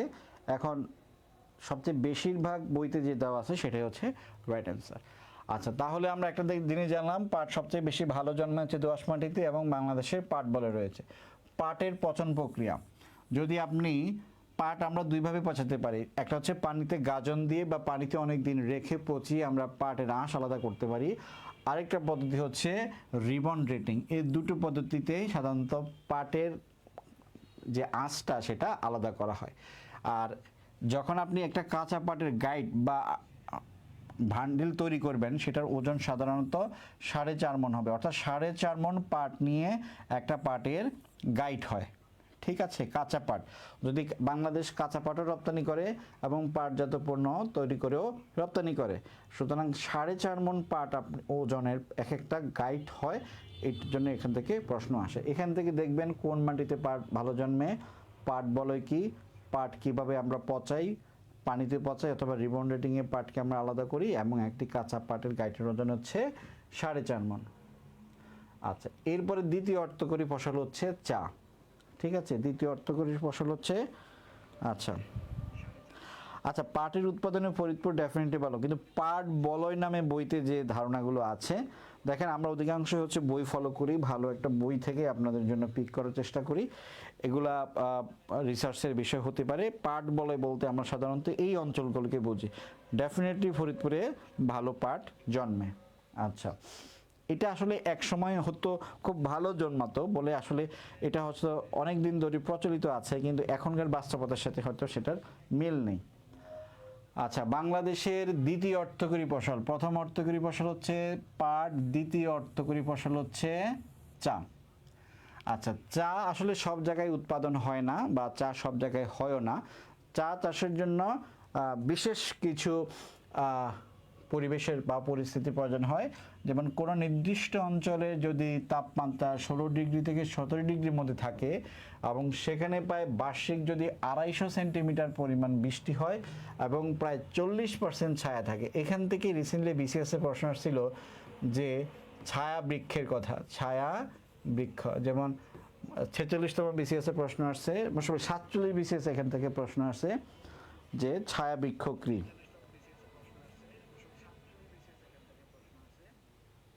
ঠিক আছে, আচ্ছা, এরপরে দেখেন তাহলে পাট হচ্ছে, পাটের পরবর্তীতে আমাদের দ্বিতীয় অর্থকরী ফসল হচ্ছে চা। ঠিক আছে, এখন এই চায়ের উৎপাদন আমরা জানি বিভিন্ন পরিবেশ, কোনো সার্টিন কিছু এনভায়রনমেন্টাল কোয়ালিটিস লাগে, যেমন বিশেষ করে তাপমাত্রার বিষয়টি রয়েছে, বৃষ্টির বিষয়টি রয়েছে। এবার আসি আমরা চা চাষের ইতিহাস। প্রথমে আমরা দেখি 1840 সালে সর্বপ্রথম চট্টগ্রাম শহরের চট্টগ্রাম ক্লাব সংলগ্ন চট্টগ্রাম ক্লাব, এই চট্টগ্রাম ক্লাব সংলগ্ন একটি পাহাড়ে, যেটা রেলওয়ে হিল বলে, সেখানে চা বাগান প্রতিষ্ঠিত হয়। কিন্তু বাণিজ্যিকভাবে প্রথম চা বাগান প্রতিষ্ঠিত হয় 1854 সালে, কখনো কোথাও কোথাও বলা আছে সেটা 1847। এবং সেটা কোথায়? সিলেটের শহরের এয়ারপোর্ট রোডের মালনীছড়া, এগুলো থেকেই পরীক্ষা আসে। তাহলে চট্টগ্রামে প্রথম চা চাষ করা হয় 1840 সালে, পরবর্তীতে 1854 সালে সিলেটের মালনীছড়ায় প্রথম চা চাষ করা হয়। এই জায়গাটা আমরা একটু দেখে নিব যে মালনীছড়াই বাংলাদেশের প্রথম বাণিজ্যিক চা বাগান। অর্থাৎ চট্টগ্রামে যে চা বাগান সেটা কিন্তু বাণিজ্যিক ছিল না, সেটা হয়তো ব্যক্তিগতভাবে ছিল। আচ্ছা, রিসেন্টলি পঞ্চগড়ে চায়ের যে চাষাবাদ সেটি শুরু হয়েছে, তবে সেটি হচ্ছে অর্গানিক চা। তাহলে এতটুকু পর্যন্ত আমরা দেখি যে চা সংক্রান্ত যে কথাগুলো আমাদেরকে খুব ভালো করে দেখতে হবে। একটা হচ্ছে চা চাষের জন্য যে প্রাকৃতিক বৈশিষ্ট্যগুলো দরকার হয়, বিশেষ করে বৃষ্টিপাত এবং তাপমাত্রার যে বিষয়টা রয়েছে সেটা খুবই গুরুত্বপূর্ণ। তাপমাত্রা অবশ্যই 16 ডিগ্রি থেকে 17 ডিগ্রির মধ্যে থাকতে হবে এবং সেই বৃষ্টিপাত অবশ্যই হবে 250 সেন্টিমিটার। এবং এই চায়ের যে চাষের যে তারিখগুলো, বিশেষ করে 1840 প্রথম চা চাষ, তবে সেটা বাণিজ্যিক ভিত্তিতে নয়। আচ্ছা, অনেক বইতে 3.5 মণ দেওয়া থাকলেও ভাই আপনি এটাকে আরেকটু দেখবেন, অধিকাংশ বইতেই 4.5 মণ দেওয়া আছে। অর্থাৎ সব বইকে আসলে ট্রাস্ট করা যায় না, যেগুলো খুব ট্রাস্টেড সেখান থেকে আসলে একটু নেওয়ার চেষ্টা করবেন। ঠিক আছে, আমরা তারপর এগুলোকে একটু ক্রস এক্সামিনিং করে আপনাকে দেওয়ার চেষ্টা করব। ঠিক আছে, তাহলে আমরা এই অংশ থেকে এইটা একটু বুঝবো। এরপরে আসেন আলু। আলু চাষের একজন ব্রিটিশ ব্যক্তি নাম হচ্ছে ওয়ারেন হেস্টিংস। উনি প্রথম আমাদের দেশে আলু নিয়ে আসেন, হল্যান্ড থেকে আসেন। অর্থাৎ যেটার আগে নাম ছিল হল্যান্ড, সেটার নাম বর্তমানে হচ্ছে নেদারল্যান্ড। তাহলে আলু চাষের জন্য দুজন ব্যক্তিকে আমরা, অর্থাৎ আলুর বিষয়ে দুজন ব্যক্তিকে আমরা খুব ভালো করে মনে রাখবো। একটা হচ্ছে ওয়ারেন হেস্টিংস, আর একটা হচ্ছে নেদারল্যান্ড, একটা দেশ একজন ব্যক্তি। রাবার চাষের কথা আসি। বাংলাদেশে বিশেষ করে সিলেট এবং চট্টগ্রাম অঞ্চল, যেখানে প্রচুর পরিমাণে বৃষ্টিপাত হয়, সেখানে রাবার চাষ হয়। আর রাবার চাষের জন্য 1961 সাল একটা গুরুত্বপূর্ণ ঘটনা, যেখানে প্রথম কক্সবাজারের রামুতে, এই দুটো কক্সবাজার এবং রামু এই দুটো জায়গা আমাদের মনে রাখতে হবে। এবং এটা কত সালে হয়? 1761 সালে। প্রশ্ন আসতে পারে বাংলাদেশের প্রথম বাংলাদেশের প্রথম রাবার বাগান কত সালে করা হয়? এটা 1961। কোথায় করা হয়? কক্সবাজার। আর যদি আরও স্পেসিফিকলি জিজ্ঞাসা করে, সেটা হচ্ছে কক্সবাজারের রামুতে। রেশম মানে হচ্ছে সেরিকালচার।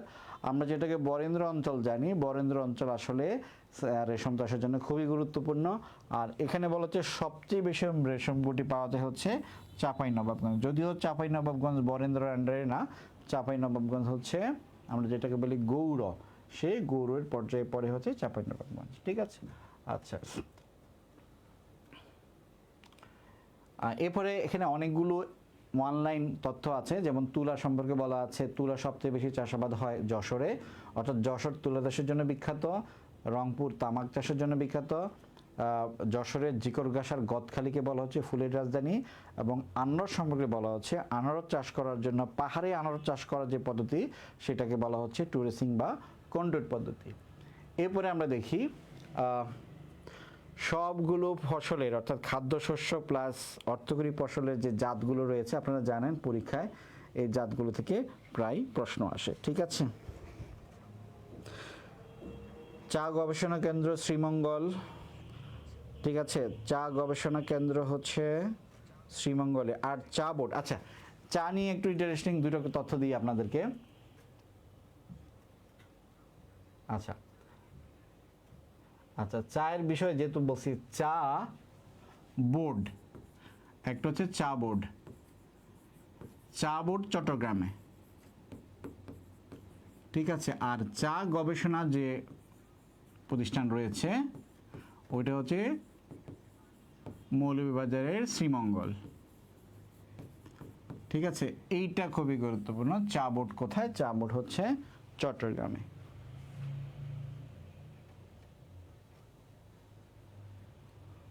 আচ্ছা, এখানে আমরা আসি। এটা আপনাদের যেহেতু স্লাইড দেওয়া হবে, খুব বেশি এখানে আসলে আপনাদের বোঝানোর কিছু নাই। এখানে কিছু ধানের জাত আছে, এই জাতগুলো আপনারা দেখে নেবেন, যেমন ইরিয়াট, সোনার বাংলা, ময়না, হরিধান। হরিধান হচ্ছে ঝিনাইদহ হরিপদ কাপালি কর্তৃক উদ্ভাবিত এক ধরনের ধান। নারিকা এক, এখানে নারিকা এক, হরিধান এবং ইরিয়াট, এই ধান জাতগুলোকে একটু বিশেষ করে বলা হয়েছে, কারণ এগুলো পরীক্ষা আসে। যেমন উগান্ডা থেকে আনা খরা সহিষ্ণু ধান কোনটি? নারিকা এক। এবারে গমের জাতের সম্পর্কে এখানে যতগুলো জাত বলা হয়েছে, এগুলো ততগুলো কিন্তু পরীক্ষা আসছে, সুতরাং এখানে পরীক্ষার বাইরে খুব একটা তথ্য নাই। যেমন আকবর, কাঞ্চন, বরকত, সুফি, বিজয়, প্রদীপ, সোনালিকা, বলাকা, দোয়েল। এরপরে ভুট্টার জাত এবং তুলার জাত সম্পর্কে এখানে দেওয়া আছে। আসলে এগুলো বোঝানোর কিছু নাই, জাস্ট একটু কনসাইজ করে দেওয়া। এরপরে তামাকের জাত, আলুর জাত, বাঁধাকপি, আম, তরমুজ, কলা, বেগুন, মিষ্টি কুমড়া, অর্থাৎ এগুলো পরীক্ষা আসছে বলে এগুলোকে এভাবে দেওয়া। এরপরে আমরা দেখি মৎস্য ও প্রাণী সম্পদ মন্ত্রণালয়ের আন্ডারে যেগুলো আছে, যেগুলোর নোটেবল জায়গাগুলো আমি একটু দেখাই দিই, যে 23 সেন্টিমিটার, 25 সেন্টিমিটার এবং 30 সেন্টিমিটার, এই তিনটা জায়গায় আমাদের কনফিউশন করে। সাধারণত রুই বা মৃগেল জাতীয় বা কার্ফ জাতীয় মাছের ক্ষেত্রে আপনি 23 সেন্টিমিটারের নিচে মাছ আপনি ধরতেও পারবেন না, বিক্রিও করতে পারবেন না। যদি সেটা জাটকা হয় সেক্ষেত্রে হবে 25 সেন্টিমিটার, আর যদি পাঙ্গাস, শিলং বা আইন মাছের হয় সেক্ষেত্রে হবে 30 সেন্টিমিটার। এই জায়গাটা একটু ভালো করে দেখে যাবেন, কনফিউশন হতো। একটা হচ্ছে 23, আরেকটা হচ্ছে 25 এবং আরেকটা হচ্ছে 30।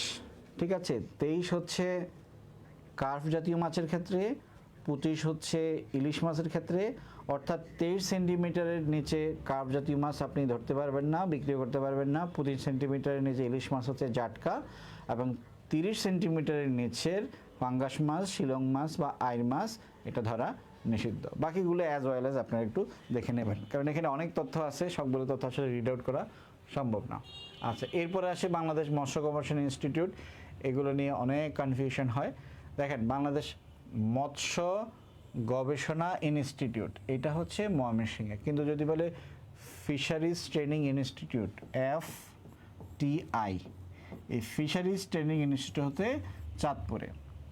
এছাড়া স্বাদুপানি কেন্দ্র, মৎস্য গবেষণা কেন্দ্র ময়মনসিংহ, নদী কেন্দ্র হচ্ছে চাঁদপুর, লোনাপানি কেন্দ্র হচ্ছে পাইকগাছা। এই লোনাপানি কেন্দ্রটা খুব ইম্পর্টেন্ট, কারণ খুলনার পাইকগাছাতেই লোনাপানির যে কুমির, সেই কুমির গবেষণা কেন্দ্র আছে, আর স্বাদুপানির কুমির গবেষণা কেন্দ্র হচ্ছে ময়মনসিংহ।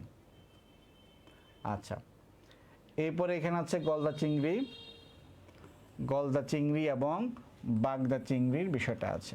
চিংড়ি বাংলাদেশের কৃষিতে খুবই গুরুত্বপূর্ণ একটা ফ্যাক্টর, বিশেষ করে রপ্তানি পণ্য হিসেবে কৃষির চিংড়ি চাষের খুবই গুরুত্বপূর্ণ একটা অবদান রয়েছে। এখানে ব্ল্যাক টাইগার কোনটাকে বলা হয়? বাগদা চিংড়িকে। ঠিক আছে, যেহেতু এটা রপ্তানি মূল্য রয়েছে। আচ্ছা, আর এটা দেখেন, এটাকে বলা হচ্ছে হোয়াইট গোল্ড বা সাদা সোনা। তাহলে সাদা সোনা বলা হয় কাকে? চিংড়িকে। কেন চিংড়িকে সাদা সোনা বলা হয়? কারণ চিংড়ি রপ্তানি করে আমরা অনেক বৈদেশিক মুদ্রা অর্জন করি। ঠিক আছে। আচ্ছা, এরপর হচ্ছে ব্ল্যাক টাইগার বলা হয় কোনটাকে? গলদা চিংড়িকে। ব্ল্যাক টাইগার মূলত লোনা পানিতে এই চিংড়ি চাষটা হয়। আর একটা হচ্ছে গলদা চিংড়ি, মনে রাখবেন গলদা চিংড়ি হচ্ছে স্বাদু পানির চিংড়ি, আর বাগদা যে চিংড়িটা সেই চিংড়িটা হচ্ছে লোনা পানির চিংড়ি। ক্লিয়ার? আচ্ছা, আর এখানে হোয়াইট গোল্ড বা শ্বেত স্বর্ণ বলা হচ্ছে চিংড়িকে। আচ্ছা,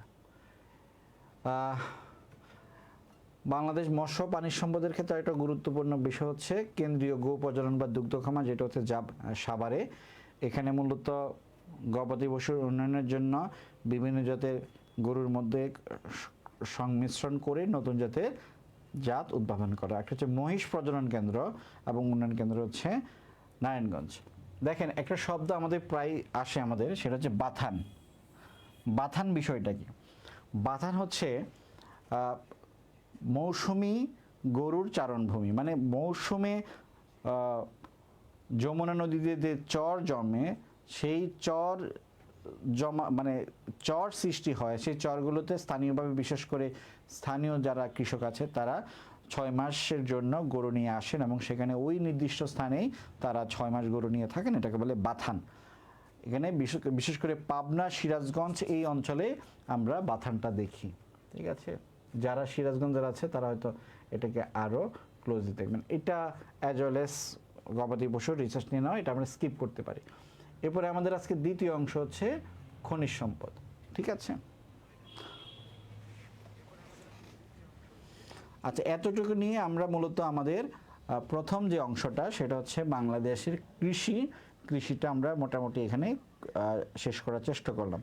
যদি আমরা খুব সংক্ষেপে বলি, এখানে আমরা যে জিনিসটা আলোচনা করেছি সেটা হচ্ছে, এখানে আমরা দেখাতে চেয়েছি বাংলাদেশের কৃষি মন্ত্রণালয়ের আন্ডারে যে গুরুত্বপূর্ণ প্রতিষ্ঠানগুলো রয়েছে, প্লাস ওই প্রতিষ্ঠানগুলো যে সকল কৃষির ধানের জাত উৎপাদন করেছে সেগুলো আমরা দেখিয়েছি।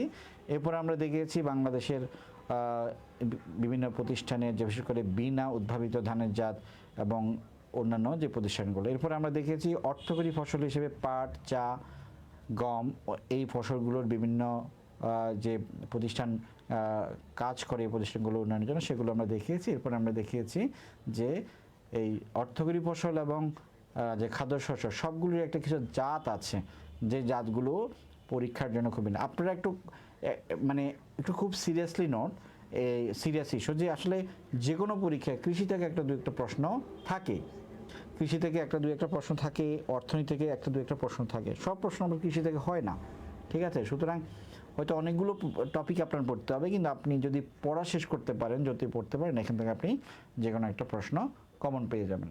আচ্ছা, এরপরে আমাদের দ্বিতীয় যে আলোচনা, এই আলোচনাটা হচ্ছে বাংলাদেশের খনিজ সম্পদ।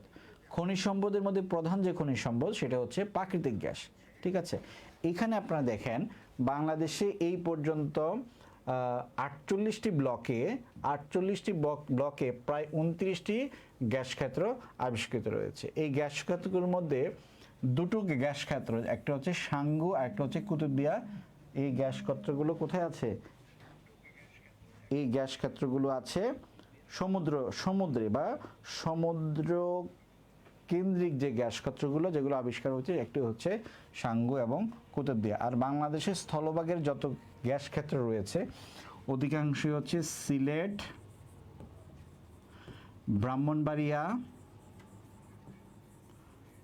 ব্রাহ্মণবাড়িয়া এবং কুমিল্লা, এই তিনটা অঞ্চলেই বাংলাদেশের সবচেয়ে বেশি গ্যাস ক্ষেত্র রয়েছে। কিছু গ্যাস ক্ষেত্র আছে নোয়াখালীতে। তো এই গ্যাস ক্ষেত্রের যে আবিষ্কার, এটা প্রথম হয় 1950 সালে সিলেটের হরিপুরে। যদি প্রশ্ন আসে বাংলাদেশের প্রথম গ্যাস আবিষ্কৃত হয় কখন? 1955 সালে। এবং এই গ্যাস ক্ষেত্র থেকে গ্যাস উত্তোলন শুরু হয় 1957 সালে। তাহলে প্রথম গ্যাস আবিষ্কার 1955, গ্যাস উত্তোলন 1957। এরপরে দেখেন এই গ্যাস উত্তোলন এবং বিতরণের সাথে যে প্রতিষ্ঠানগুলো জড়িত, আচ্ছা আরও কিছু গ্যাস ক্ষেত্র আছে, যেমন তিতাস গ্যাস ক্ষেত্র। তিতাস কোথায়? ব্রাহ্মণবাড়িয়ার 3টা গ্যাস ক্ষেত্র আছে, তিতাস, সালতা নদী এবং মেঘনা। 1962 সালে পাকিস্তান সরকারের সময় এই গ্যাস ক্ষেত্র আবিষ্কৃত হয় এবং বর্তমানে বাংলাদেশের যতগুলো গ্যাস ক্ষেত্র রয়েছে মজুদের দিক থেকে সবচেয়ে বড় গ্যাস ক্ষেত্র হচ্ছে তিতাস গ্যাস ক্ষেত্র, ঠিক আছে? আচ্ছা, এরপরে আছে বিবিয়ানা গ্যাস ক্ষেত্র। দৈনিক সবচেয়ে বেশি গ্যাস উত্তোলন করা হয় বিবিয়ানা গ্যাস ক্ষেত্র। তাহলে এখানেও একটা কনফিউশন কাজ করবে যে তিতাস, তাহলে তিতাসের বৈশিষ্ট্য কী? তিতাস গ্যাস ক্ষেত্রের বৈশিষ্ট্য হচ্ছে এই পর্যন্ত যতগুলো গ্যাস ক্ষেত্র আবিষ্কৃত হয়েছে সবচেয়ে বেশি গ্যাসের রিজার্ভ আছে তিতাস গ্যাস ক্ষেত্রে। আর দৈনিক যদি উত্তোলনের হিসাব করেন তাহলে সিলেটের যে বিবিয়ানা, সেই বিবিয়ানা গ্যাস ক্ষেত্র থেকে, হবিগঞ্জের বিবিয়ানা, এই বিবিয়ানা গ্যাস ক্ষেত্র থেকে দৈনিক পরিমাণে সবচেয়ে বেশি গ্যাস উত্তোলিত হয়। আর একটা হচ্ছে সমুদ্রের অঞ্চলে যে গ্যাস ক্ষেত্র, সেটা হচ্ছে সাঙ্গু গ্যাস ক্ষেত্র। সাঙ্গু গ্যাস ক্ষেত্র হচ্ছে বাংলাদেশের সমুদ্র এলাকায় প্রথম গ্যাস ক্ষেত্র। আমরা জানি সমুদ্র এলাকায় গ্যাসের প্রচণ্ড রিজার্ভ রয়েছে, অনেক গ্যাস ক্ষেত্র, গ্যাসের রিজার্ভ আছে সমুদ্র অঞ্চলে, যেটাকে এর জন্য আমরা বলি ব্লু ইকোনমি। আর এই সমুদ্র গ্যাস ক্ষেত্রগুলোর মধ্যে সর্বপ্রথম আবিষ্কৃত গ্যাস ক্ষেত্র হচ্ছে সাঙ্গু গ্যাস ক্ষেত্র। যেহেতু এটা বাংলাদেশি যে কোম্পানিগুলো রয়েছে, বাংলাদেশি রাষ্ট্রায়ত্ত প্রতিষ্ঠানগুলো রয়েছে, তাদের পক্ষে এই গ্যাস ক্ষেত্র আবিষ্কার করা সম্ভব না। এটার জন্য 1996 সালে কেয়ার্ন এনার্জি নামে একটি গ্যাস কোম্পানিকে এটার আবিষ্কারের বা এখানে গ্যাস অনুসন্ধানের দায়িত্ব দেওয়া হয় এবং এই প্রতিষ্ঠান এটি আবিষ্কার করে 1996 সালে। যদিও 1996 সালের পর থেকে সাঙ্গু গ্যাস ক্ষেত্র থেকে বাংলাদেশের জাতীয় গ্রিডে, বিশেষ করে 1998 সালে প্রথম জাতীয় গ্রিডে গ্যাস যুক্ত হয়, সেটা হচ্ছে সাঙ্গু গ্যাস ক্ষেত্র থেকে। এরপর হচ্ছে মাগুরছড়া গ্যাস ক্ষেত্র। মাগুরছড়া গ্যাস ক্ষেত্রকে দেখেন 1997 সালে এখানে একটা ভয়াবহ দুর্ঘটনা হয়। এর পরে এখানে মূলত এই কোম্পানি এখান থেকে ছেড়ে যায় 1997 সালের গ্যাস দুর্ঘটনার পরে। এটা ছিল একটা মার্কিন কোম্পানি।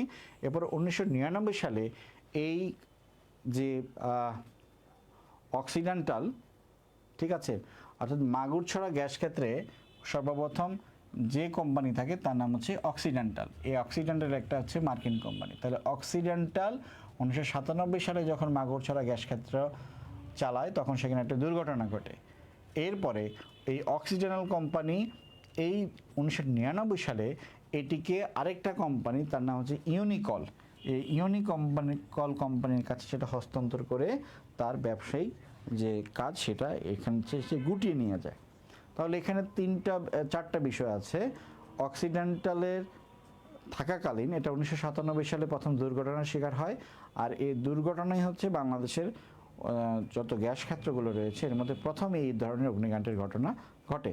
এবং এটা 1999 সালে কোম্পানি এই মাগুরছড়া ছেড়ে চলে যায় এবং আরেক মার্কিন কোম্পানি ইউনিকলের কাছে এই গ্যাস ক্ষেত্রের মালিকানা হস্তান্তর করে। আচ্ছা, এরপর আমরা ট্যাংরাটিলা গ্যাস ক্ষেত্রের কথা জানি। এই ট্যাংরাটিলা গ্যাস ক্ষেত্রই তা কীভাবে আগুনের ঘটনা ঘটে, এবং এটা একটা আমরা যেটাকে বলি বিশ্বব্যাংক যে গ্রুপ রয়েছে ICSID, international centre for ICSID international centre for settlement of investment dispute, সেখানে এটা একটা মামলা হয়।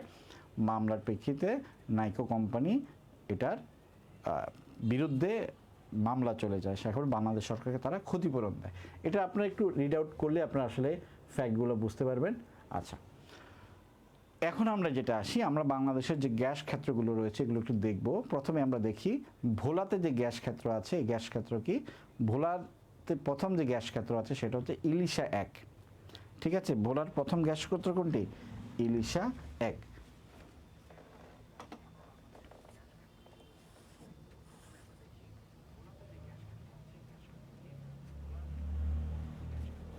ঠিক আছে,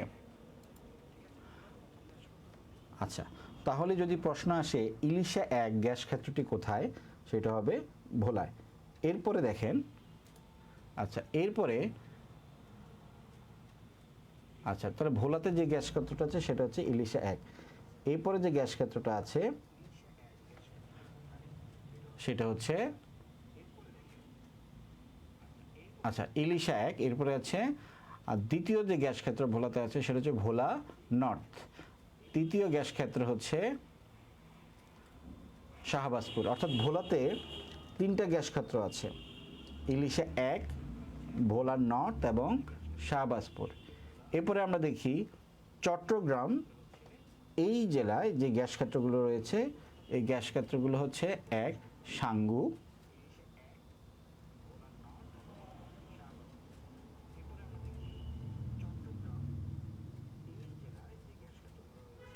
আচ্ছা, এরপরে আছে যদি আমরা কক্সবাজারে দেখি, সেখানে এরিয়াতে সেই গ্যাস ক্ষেত্র হচ্ছে কুতুবদিয়া গ্যাস ক্ষেত্র। তাহলে এখানে আমরা দেখলাম বাংলাদেশের বিশেষ করে উপকূলীয় অঞ্চলে যে গ্যাস ক্ষেত্রগুলো রয়েছে এগুলো হচ্ছে ভোলাতে ইলিশা 1, ভোলা নর্থ এবং শাহবাজপুর, এবং চট্টগ্রাম অঞ্চলে হচ্ছে সাঙ্গু, এবং কক্সবাজার অঞ্চলে হচ্ছে কুতুবদিয়া। আচ্ছা, এরপরে দেখেন খাগড়াছড়িতে একটি গ্যাস ক্ষেত্র আছে, তার নাম হচ্ছে সেমুতাং। তার নাম কি?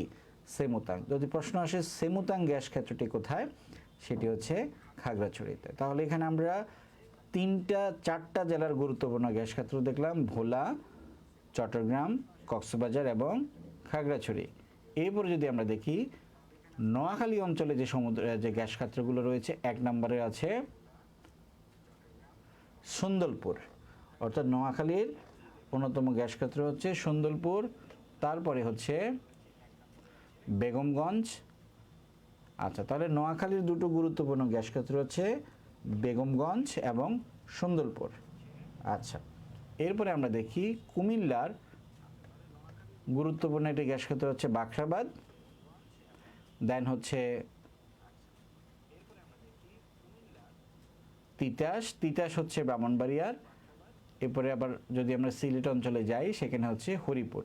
ঠিক আছে, তাহলে এই গ্যাস ক্ষেত্রগুলো হচ্ছে বাংলাদেশের অন্যতম গুরুত্বপূর্ণ গ্যাস ক্ষেত্র। ঠিক আছে,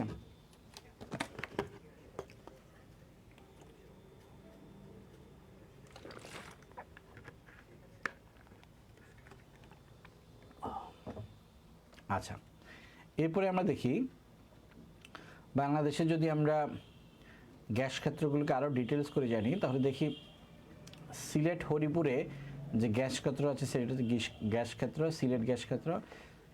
সিলেট অঞ্চলে আরও অনেকগুলো গ্যাস ক্ষেত্র আছে, যেমন বিয়ানীবাজার, যেমন এখানে যদি আমরা দেখি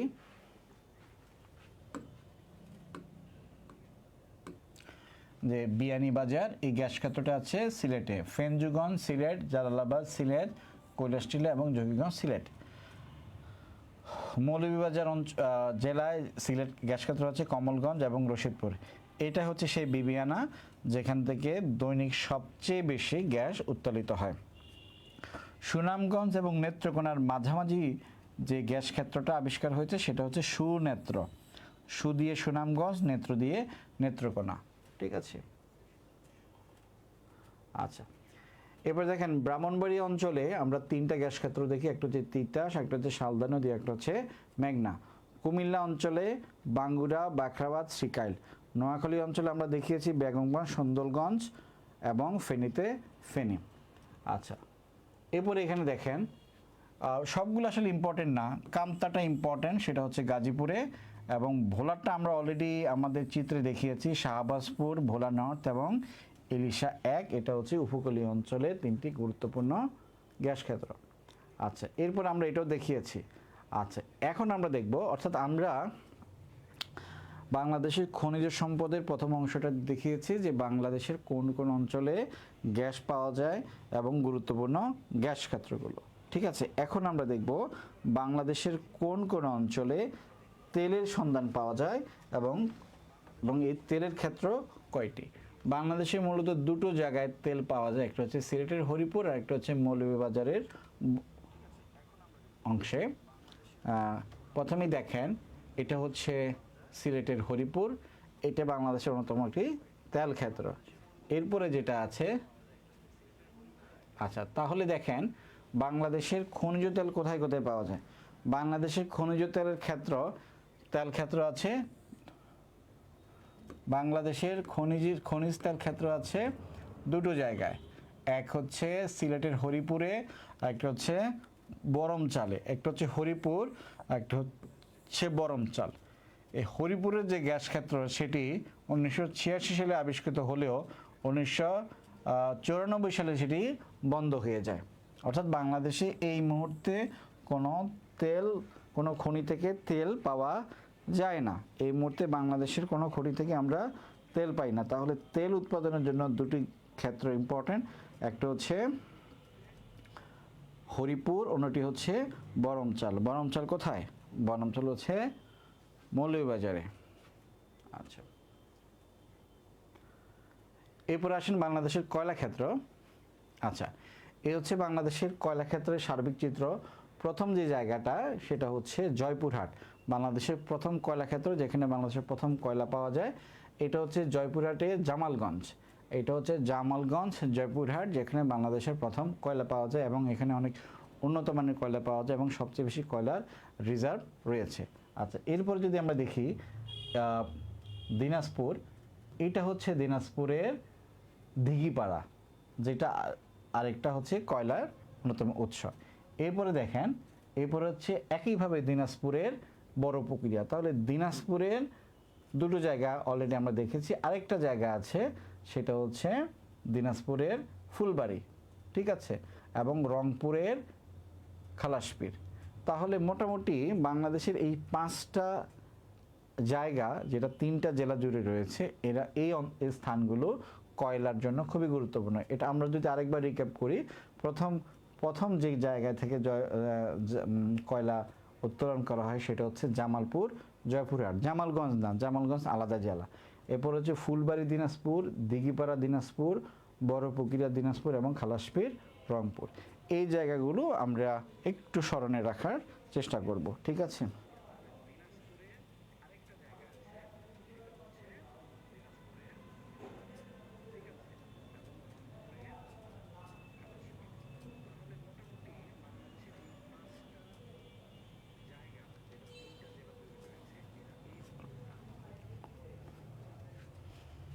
আচ্ছা এরপরে আমরা দেখি, আমরা যে কথাগুলো বলেছি অলরেডি এই জায়গায় কথাগুলো আছে কি কি।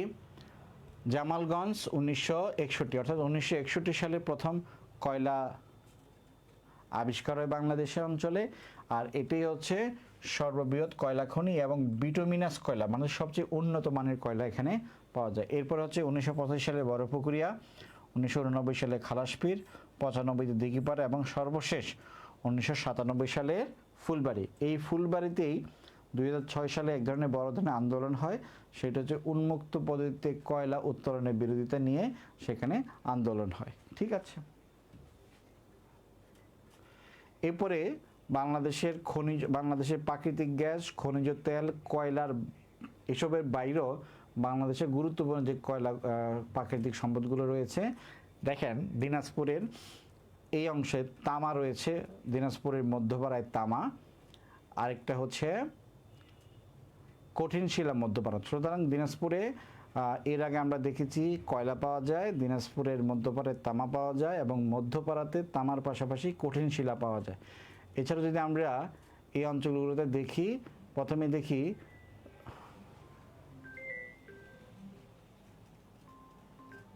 আচ্ছা রংপুরের রানীপুকুরেও তামা পাওয়া যায়। এরপরে হচ্ছে আচ্ছা পুরো এটা করি, এখানে দেখেন দিনাজপুরের কঠিন শিলা এবং তামা এ দুটো পাওয়া যায়, রংপুরে পাওয়া যায় তামা, চীনামাটি পাওয়া যায় বিজয়পুর এবং ভুরুঙ্গাতে, এটা হচ্ছে শেরপুর আর এটা হচ্ছে নেত্রকোনা, আর সুনামগঞ্জে পাওয়া যায় হচ্ছে চুনাপাথর। অর্থাৎ এই চিত্র দেখে মোটামুটি আমরা বলতে পারি যে প্রাকৃতিক গ্যাস, কয়লা, তারপর হচ্ছে খনিজ তেল, এর বাইরেও বাংলাদেশে কঠিন শিলা, তামা, চীনামাটি এবং চুনাপাথর বিভিন্ন অঞ্চলে পাওয়া যায়, বিশেষ করে রংপুর, দিনাজপুর, বিজয়পুর এবং সুনামগঞ্জ অর্থাৎ সিলেট অঞ্চলে, বৃহত্তর সিলেট অঞ্চলে। আচ্ছা, এখন এগুলো হচ্ছে সেই তালিকাগুলো এবং কোন কোন জায়গায় এই ধরনের খনিজ পাওয়া যায়। আচ্ছা, এরপরে দেখেন বাংলাদেশের যে প্রতিষ্ঠান এসব খনিজ সম্পদ উত্তোলন এবং খনিজ সম্পদ ডিস্ট্রিবিউশনের জন্য সরকারিভাবে নিযুক্ত, এর মধ্যে হচ্ছে পেট্রো বাংলা কর্পোরেশন, যেটাকে আমরা পেট্রো বাংলা হিসেবে জানি। অর্থাৎ বাংলাদেশে যত তেল গ্যাস অনুসন্ধান চক্র সংক্রান্ত যত কর্মকাণ্ড পরিচালিত হয় এর নেপথ্যে থাকে পেট্রো বাংলা।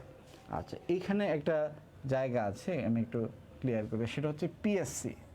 পিএসসি মানে হচ্ছে প্রোডাকশন শেয়ারিং কন্ট্রাক্ট, পিএসসি যেটাকে আমরা বলি পিএসসি। এই পিএসসি বা প্রোডাকশন শেয়ারিং কন্ট্রাক্টটা মূলত পেট্রো বাংলা সম্পাদন করে হচ্ছে বিদেশি কোম্পানিগুলোর সাথে।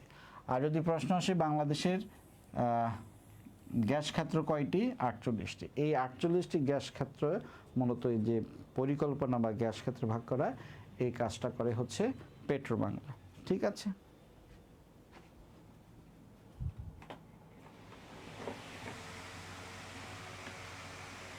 আচ্ছা তাহলে বাংলাদেশে গ্যাস ক্ষেত্রের জন্য, গ্যাস অনুসন্ধানের জন্য গ্যাস ব্লক আছে 48টি, এর মধ্যে 22টি ব্লক আছে স্থলভাগে এবং সমুদ্র এলাকায় আছে 26টি। ক্লিয়ার? আচ্ছা, এরপরে দেখি আমরা পেট্রো বাংলার আন্ডারে যে যে প্রতিষ্ঠানগুলো কাজ করে, একটা হচ্ছে BAPEX, Bangladesh petroleum exploration and production company limited, TGTDCL, Titas gas transmission and distribution company, রূপান্তরিত প্রাকৃতিক গ্যাস কোম্পানি লিমিটেড এবং সিলেট গ্যাস ফিল্ড লিমিটেড। তাহলে এইখানে একটা, দুইটা, তিনটা, চারটা, এই চারটা প্রতিষ্ঠান মোটামুটি পেট্রো বাংলার আন্ডারে গ্যাস ডিস্ট্রিবিউশন এবং উত্তোলনের কাজ করে। তেল রিফাইনারির জন্য, যেহেতু আমরা তেল উৎপাদন করি না, বিদেশ থেকে আমরা তেল আমদানি করি, বিশেষ করে অপরিশোধিত পেট্রোলিয়াম, সেটাকে রিফাইনারি করার দায়িত্ব হচ্ছে ইস্টার্ন রিফাইনারি লিমিটেড। এটি চট্টগ্রামের শহরের কর্ণফুলী নদীর তীরে অবস্থিত। এটা হচ্ছে বাংলাদেশের একমাত্র রাষ্ট্রীয় তেল শোধনাগার, অর্থাৎ বিদেশ থেকে অপরিশোধিত তেল আমরা আমদানি করে এই প্রতিষ্ঠানে আমরা সেটাকে বিশেষ প্রক্রিয়ায় এটাকে রিফাইনারি করা হয়। ঠিক আছে, আচ্ছা এরপরে দেখেন আমরা দেখি আমাদের বিদ্যুৎ সম্পদের যে বিষয়গুলো। আচ্ছা, বিদ্যুৎ সম্পদের এখানে দেখেন বাংলাদেশে সর্বপ্রথম 2018 সালে যেটা হয়, মূল ভূখণ্ড থেকে বিচ্ছিন্ন সন্দ্বীপ, যেটা প্রায় মূল ভূখণ্ড থেকে 16 কিলোমিটার দূরে। এই মূল ভূখণ্ড থেকে সন্দ্বীপের এই 16 কিলোমিটার সাবমেরিন ক্যাবলের মাধ্যমে জাতীয় গ্রিড থেকে বিদ্যুৎ সরবরাহ করা হয়। আর এই 2018 সালের এই কার্যক্রমই হচ্ছে বাংলাদেশের প্রথম সাবমেরিন ক্যাবলের মাধ্যমে বিদ্যুৎ সংযোগ দেওয়া। এখন বিদ্যুৎ সংযোগ এর সাথে ব্যবস্থাপনার সাথে যে প্রতিষ্ঠানগুলো জড়িত আছে, এক নম্বরে হচ্ছে বাংলাদেশ পাওয়ার ডেভেলপমেন্ট বোর্ড। এটা মূলত বিদ্যুতের যত উৎপাদন, যত ক্রয় বিক্রয় এবং যত বিদ্যুৎ বিতরণ সংক্রান্ত কার্যাবলী আছে এবং এই প্রতিষ্ঠান সেটা সম্পন্ন করে। ঠিক আছে, আচ্ছা সরি, আচ্ছা এরপরে আমরা দেখি প্রতিষ্ঠানগুলো। PGCB power grid company limited, এটাও এককভাবে বিদ্যুৎ সঞ্চালনের দায়িত্ব পালন করে। তাহলে বিদ্যুৎ সঞ্চালনের দায়িত্ব এককভাবে কার? Power grid company limited. এরপরে দেখি বিদ্যুৎ বিতরণ। প্রথমে আমরা দেখছি বিদ্যুৎ উৎপাদন, বিদ্যুৎ সঞ্চালন এবং বিদ্যুৎ সঞ্চালন অ্যান্ড দেন হচ্ছে বিদ্যুৎ বিতরণ। তিনটা কাজ, বিদ্যুৎ উৎপাদন, বিদ্যুৎ সঞ্চালন এবং বিদ্যুৎ বন্টন, ঠিক আছে, বা বিতরণ। তাহলে এই যে সঞ্চালনের কাজটা করে হচ্ছে PGCB power grid company limited, আর উৎপাদনের কাজ আমরা এর আগে দেখলাম। আর এখন আমরা দেখব বিদ্যুৎ বিতরণের কাজ। বাংলাদেশ রুরাল ইলেকট্রিফিকেশন বোর্ড, যেটাকে আমরা বলি পল্লী বিদ্যুৎ বোর্ড, ঠিক আছে, আচ্ছা পল্লী বিদ্যুতায়ন বোর্ড। এরপর হচ্ছে ডেসকো, ডিপিডিসি, WZPDCL, যেটাকে আমরা বলি ওয়েস্ট জোন পাওয়ার কোম্পানি লিমিটেড, এবং নেসকো। এগুলো আপনারা একবার দেখবেন, নট নেসেসারি সবগুলো আপনাকে দেখতে হবে, একটু একটু পড়ে যাবেন। এরপরে আমরা দেখব বাংলাদেশের কত ধরনের বিদ্যুৎ উৎপাদিত হয়। প্রথমে আমরা দেখি তাপ বিদ্যুৎ কেন্দ্র কোথায় কোথায় আছে। ভাসমান বার্জ মাউন্টেড বিদ্যুৎ কেন্দ্র, এটা একটা আছে খুলনায়, আর একটা আছে সিরাজগঞ্জে। এরপরে আছে কয়লা থেকে যে বিদ্যুৎ উৎপাদন হয়, বড় পুকুরিয়া তাপ বিদ্যুৎ কেন্দ্র, আর এটাই হচ্ছে বাংলাদেশের প্রথম কয়লা ভিত্তিক তাপ বিদ্যুৎ কেন্দ্র। এরপরে আছে পায়রা তাপ বিদ্যুৎ কেন্দ্র, এটা হচ্ছে পায়রা যে বন্দর আছে সেই বন্দর কেন্দ্রিক তাপ বিদ্যুৎ কেন্দ্র। আচ্ছা লেকচারটা বড়, ডেফিনেটলি একটু দ্রুত যাইতে হবে। এরপরে হচ্ছে তাপ বিদ্যুৎ কেন্দ্র, আরেকটা গুরুত্বপূর্ণ দুটো উদাহরণ হচ্ছে রামপাল তাপ বিদ্যুৎ কেন্দ্র। এটা হচ্ছে সুন্দরবনের কাছাকাছি প্রায় 14 কিলোমিটার দূরে পশুর নদীর তীরে কয়লা ভিত্তিক একটা বিদ্যুৎ কেন্দ্র। একটা হচ্ছে কক্সবাজারের মাতারবাড়িতে, ঠিক আছে, মাতারবাড়িতে দ্বিতীয় তাপ বিদ্যুৎ কেন্দ্র। আচ্ছা এরপরে আছে নবায়নযোগ্য বিদ্যুৎ, অর্থাৎ পানি থেকে যে বিদ্যুৎ তৈরি হয় সেটাই হচ্ছে নবায়নযোগ্য বিদ্যুৎ। বাংলাদেশের একমাত্র পানি বিদ্যুৎ কেন্দ্র কোথায়? কর্ণফুলীতে এবং কাপ্তাই হ্রদে, কাপ্তাই দাম। এটি 1961 সালে নির্মাণ কাজ শুরু হয় এবং 1962 সালে এই ধরনের এই তাপ বিদ্যুৎ কেন্দ্রের উৎপাদন শুরু হয়। আচ্ছা তাহলে কর্ণফুলী তাপ বিদ্যুৎ কেন্দ্রটা, এটা হচ্ছে বাংলাদেশের একমাত্র পানি দ্বারা বা পানি থেকে সৃষ্ট তাপ বিদ্যুৎ কেন্দ্র, এবং এটি তৈরি করা হচ্ছে কর্ণফুলী নদীর উপর বাঁধ দিয়ে। এই বাঁধ দেওয়ার কাজটা প্রথম হয় 1961 সালে, এবং 1962 সালে বা এক বছরের মাথায় এই বিদ্যুৎ কেন্দ্রটি তার কার্যক্রম শুরু করে। রিসেন্টলি আমরা বাংলাদেশের পাবনা রূপপুরে যে বিদ্যুৎ যে পারমাণবিক বিদ্যুতের কথা,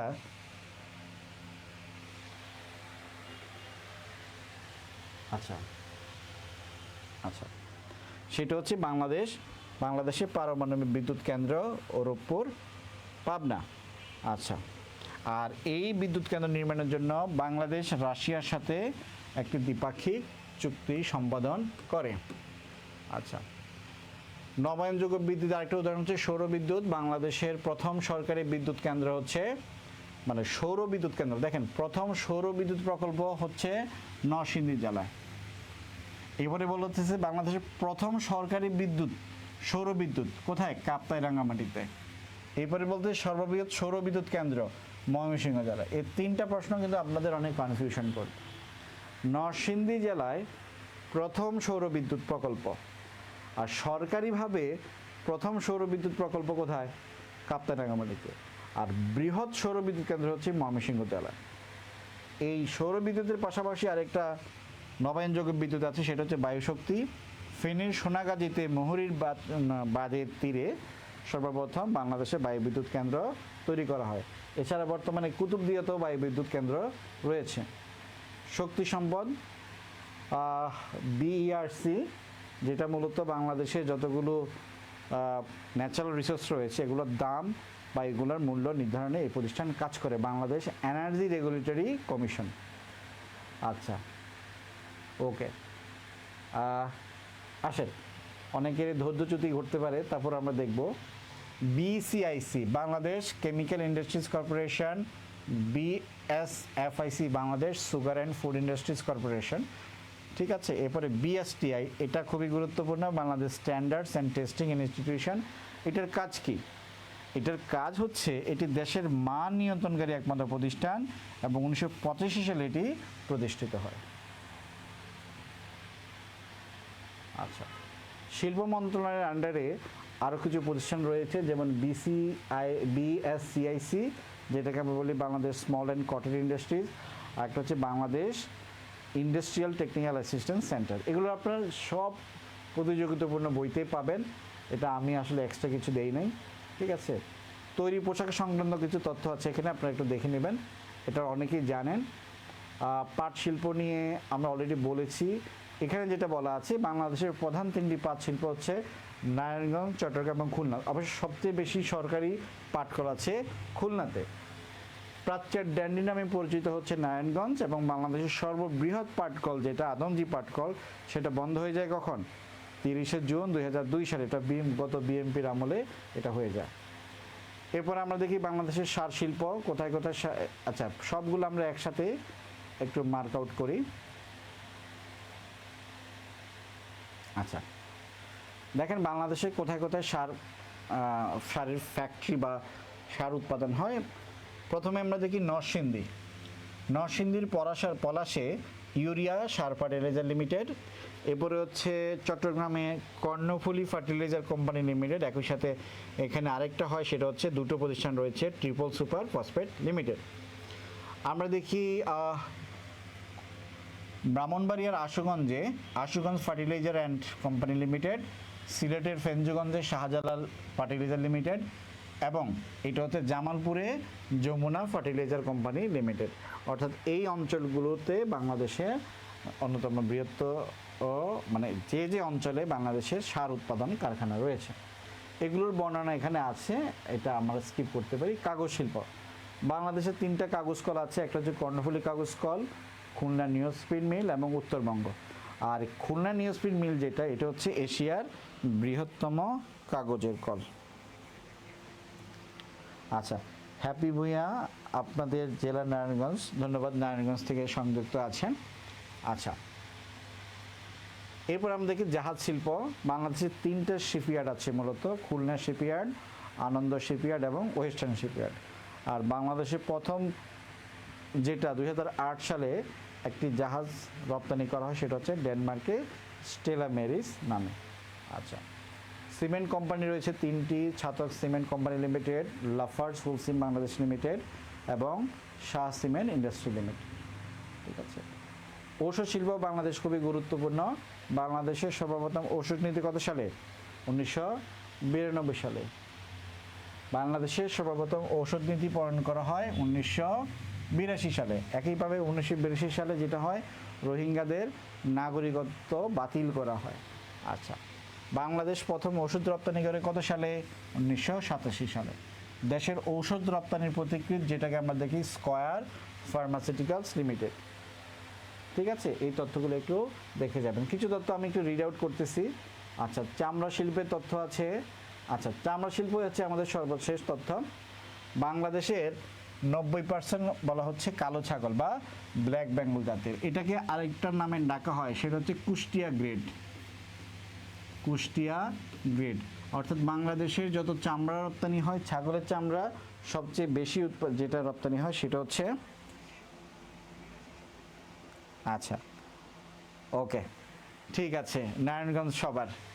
আচ্ছা, কুষ্টিয়ার কালো ছাগলের চামড়া চমৎকার গঠন এবং প্রসার ক্ষমতার জন্য কুষ্টিয়া গ্রেড হিসেবে পরিচিত। অর্থাৎ কুষ্টিয়া গ্রেড মানে হচ্ছে নারায়ণগঞ্জ, কি বলে, আমার মধ্যে নারায়ণগঞ্জ চলে আসতেছে, কুষ্টিয়ার কালো চামড়া, কালো ছাগলের চামড়াকে আমরা বলি কুষ্টিয়া গ্রেড, ঠিক আছে। আর বাংলাদেশে প্রথম যে চামড়া ট্যানারি এটি প্রতিষ্ঠিত হয় 1940 সালে। আর বর্তমানে চামড়া শিল্প নগরী হচ্ছে সাভারের হেমায়েতপুরে, ঠিক আছে। তাহলে এই পর্যন্ত আমাদের আজকের আলোচনা। একটু দ্রুত শেষ করার চেষ্টা করেছি, কারণ এরপরে আপনাদের আবার বাংলা ক্লাস আছে, ঠিক আছে।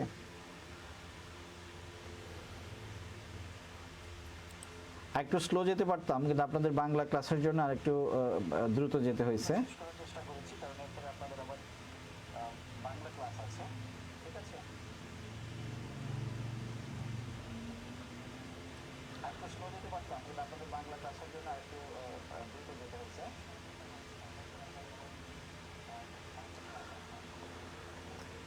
আচ্ছা, আপনাদের এই পিডিএফটা আমরা আগামীকালকে আপলোড করে দেব, আশা করি তখন পর্যন্ত অপেক্ষা করবেন। আর তাহলে আজকের ক্লাসটা এই পর্যন্তই। ধন্যবাদ সবাইকে।